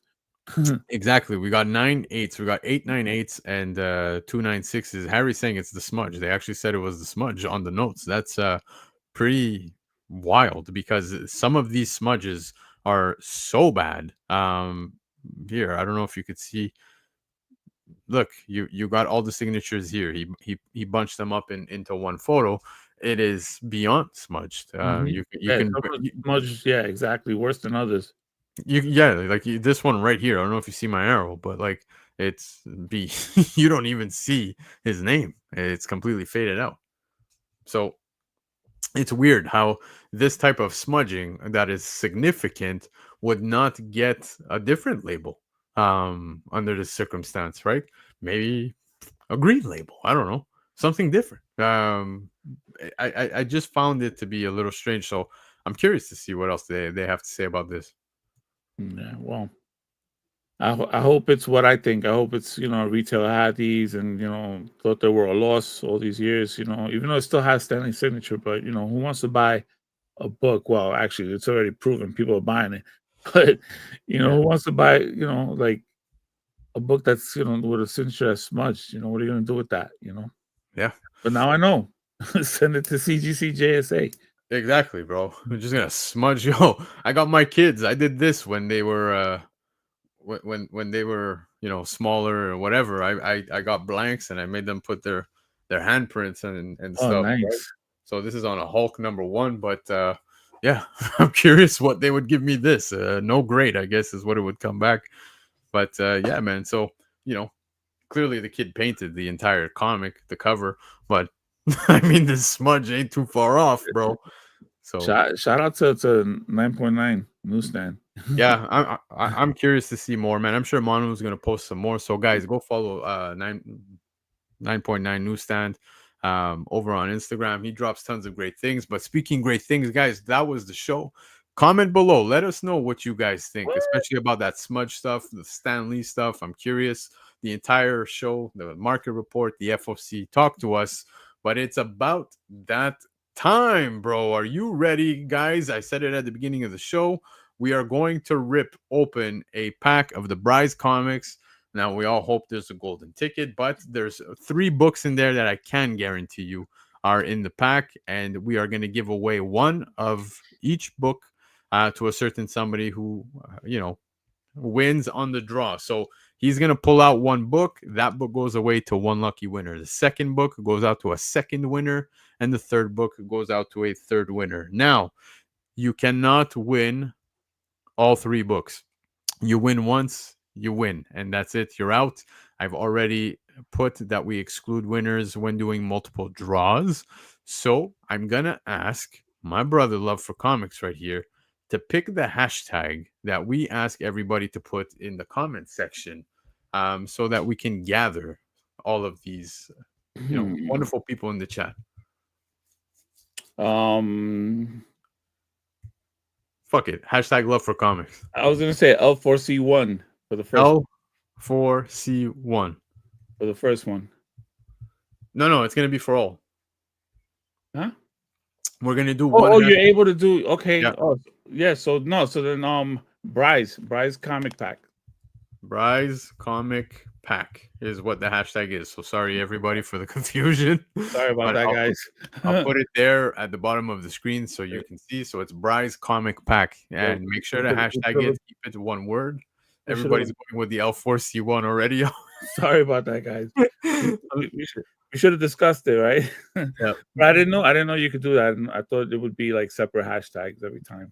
No. We're good. But all right. So everybody's coming back with the Bryce hashtag. So we're good. Let's gather everybody's votes.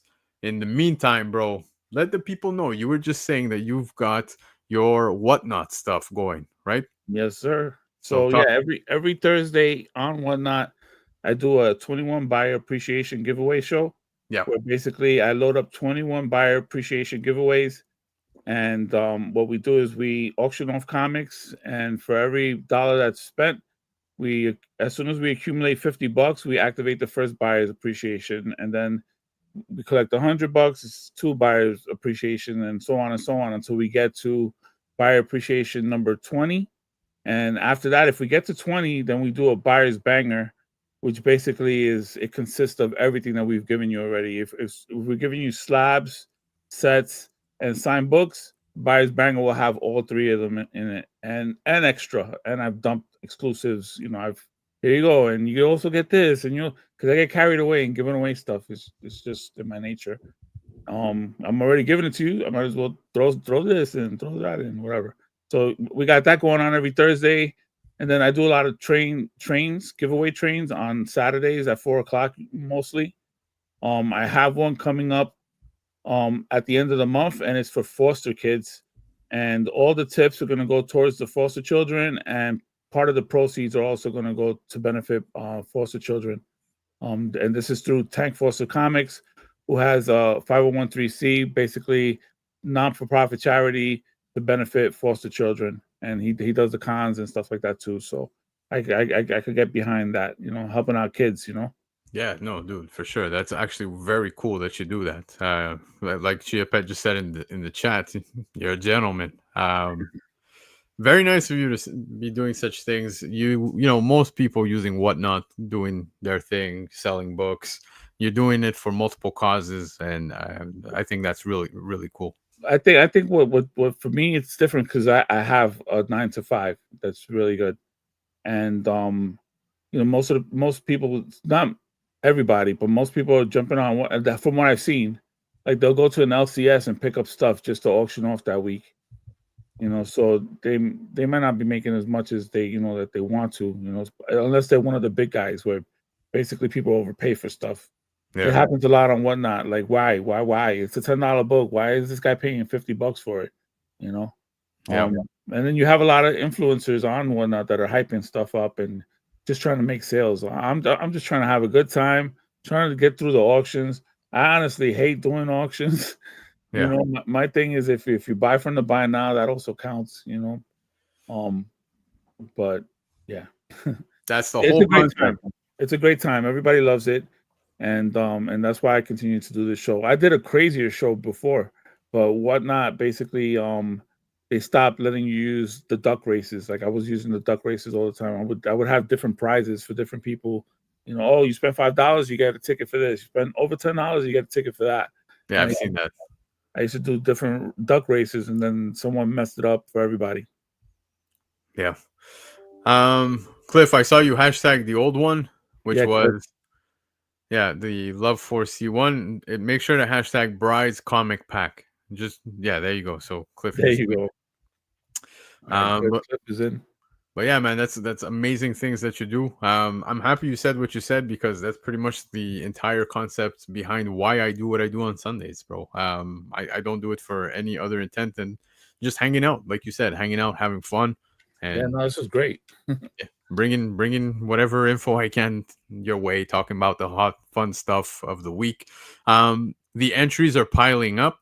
We're now at 28, guys. There's 57 of you in the chat, so I don't know if some of you are watching on TV. I ship international too, even to Malaga.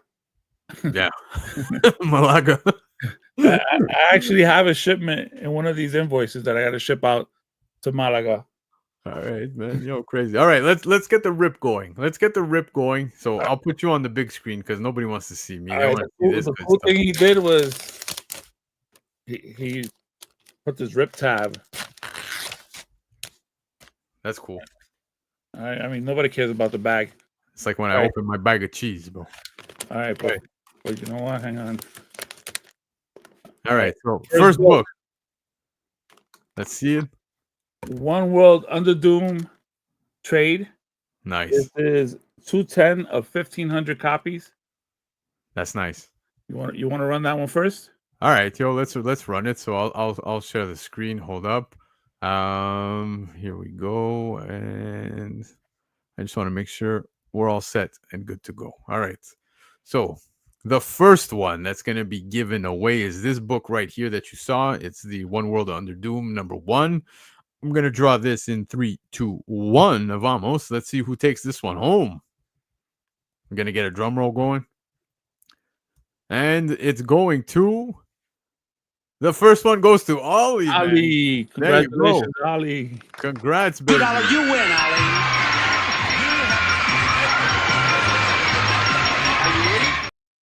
There you go, man. First winner on the board. Nice, baby. congratulations, All Ali. If you have Instagram or if you have Lando on Instagram, give them your information. They can get it to me. Yeah. All right. All right. Next up is New Champions #1, covered by Sawi. This is number 531 of 1500. This That's is also a key. This is the first team appearance of the New Champions. I like that. All right. Yeah, they have color ones too. They have different variants. That's dope. But all right, let's go. We're going to draw again and get another winner for this book. So, New Champions. Let's see who takes this one. Drum roll, baby. Let's go. And it's going to... Oh, Constantino. Nice. Congratulations, Constantino, bro. There you go. $2 you win, Ali.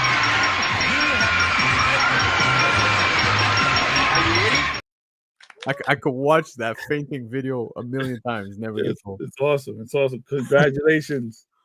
All right. Okay. All right. The final book. Exactly what I was telling you before. New Champions #1. Ooh. This is 48 out of 175. They call this just a blue virgin cover. So there was only 175 of these done. That's crazy. That's a nice cover. Yeah, it is a nice cover. Love me the New Champions right now, man. Virgin. Yeah, we got it. So let's go. Final draw of the night. Let's see who takes home the big book this night. And I think it's going to. Let's see. Drum roll. Drum roll. Yo, Bison. There you go, man. GG's, Bison. $2 you win, Ali.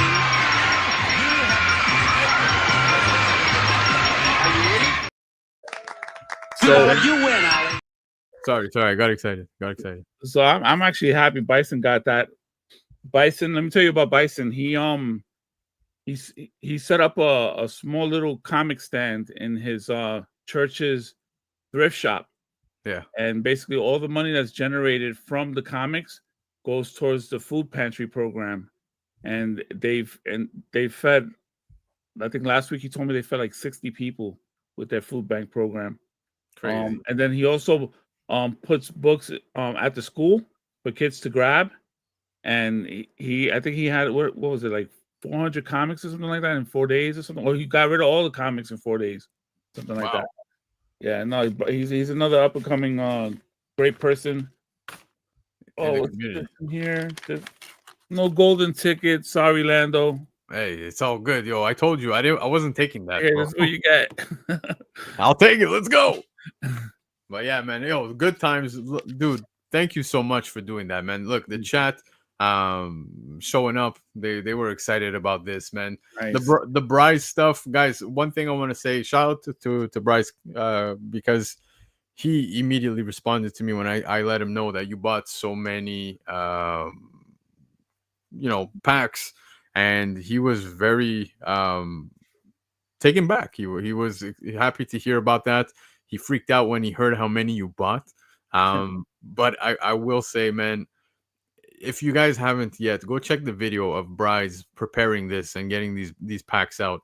It was a grind and a half for the guy. Like I think he forked over like nearly $200,000 in order to get this done. Yeah, big project.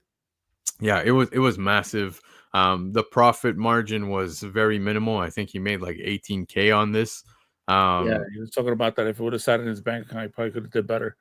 Yeah, it took a long time. You get to learn a little more behind the scenes as well, what took place between himself and Marvel in order to get some of these covers out. Spent $30,000 on these artists It's crazy, man. And it looks like this repacking thing, as Ozzy said, is gonna be huge. Some people love this, some people don't. I could tell you straight up, just now watching you pull these out, it's a rush, man. It's a rush. Yeah, exactly. And people love that rush. Obviously don't get addicted, don't burn yourself out. Because too many people go in and out of the hobby with things like this. Yeah. Gimmicks. My PC is already a black hole. Dude, I'm looking at the boxes behind you, man. Yeah, well, this isn't my PC. This is just stuff to sell. My PC, like I'm very strict on my PC. Like, yeah. I don't, I mean, I pick up every cover, right? But I don't go outside of it. Just because I like something. Like I've seen a lot of stuff that I sell that I'm like, oh man, I should keep one. But then again, I don't want to. My thing is Battle of the Planets, G.I. Joe, and Galactus covers. Yes, that's it. Oh, those are great picks, man. I had no idea you were that big on Galactus. I spend money on it. Yeah, I have Galactus foreign covers. I have forget about it. And the sad thing is, none of that stuff is cataloged. So I don't even really know how much of a black hole it is. I have a PC. This is my PC. Oh, hold on. These are stuff that I haven't even opened yet from like maybe weeks. Dear Lord. But this is like the stuff that would go in a PC box. You see, guys, this is what comic addiction looks like. This is basically the weekly PC box. Yeah, good book. There you go. Well, you're big on it. Yes, you're on the Energon universe, baby. There you go. And why do I need 2 copies of each? It's like, and this one I needed more than 2. I don't understand. Like none of this stuff you'll see in my Whatnot shows. Stop it. Get help. Look, okay. Now that's a nice cover. Damn. Yo, you're not playing, bro. Oh, I love it. Oh, you have this one. I got 2. No kidding. No kidding. That's a sick cover. Oh, oops. Sorry. I don't care, bro. Do what you gotta do. Oh yeah, and what do you call Gotcha Man? That's cool. That's basically Battle of the Planets. Yeah, lots of people are happy that Gotcha Man's back, man. I love this cover. Yeah, that's a sick cover.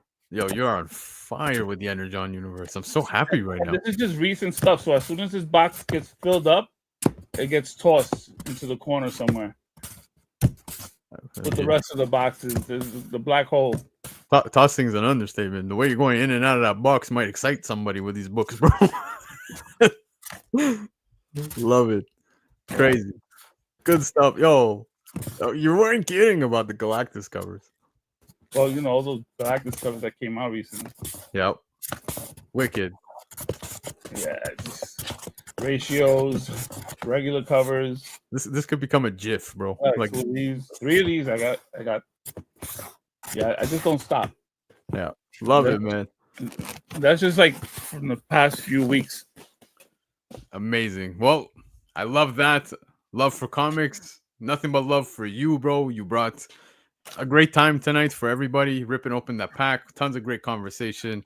Guys, I can't stress it enough. Go check him out on Whatnot. He's doing great things, as you heard, not just for, selling books for himself, but great things for many good reasons, great causes. So definitely show some love back to Love for Comics. Thank you for tonight's giveaway. Thank you for tonight's show, bro. You're welcome. Yeah. And I'm happy because I finally got you on this show where it's just you and me. The first time you ever made an appearance on YouTube was like a couple episodes ago, like back in December. That was a great show. It was back in December, and that was your first appearance, bro. And you had a panel with like myself, you had Pacino, you had Cliff, you had all like very vocal people, bro. No, it was great. It was a great first time, and yeah, no, like I said, this chat is legendary, and this is the reason why I'm here every week. You can catch me on IG. That's where I try to post, stuff that I'm doing.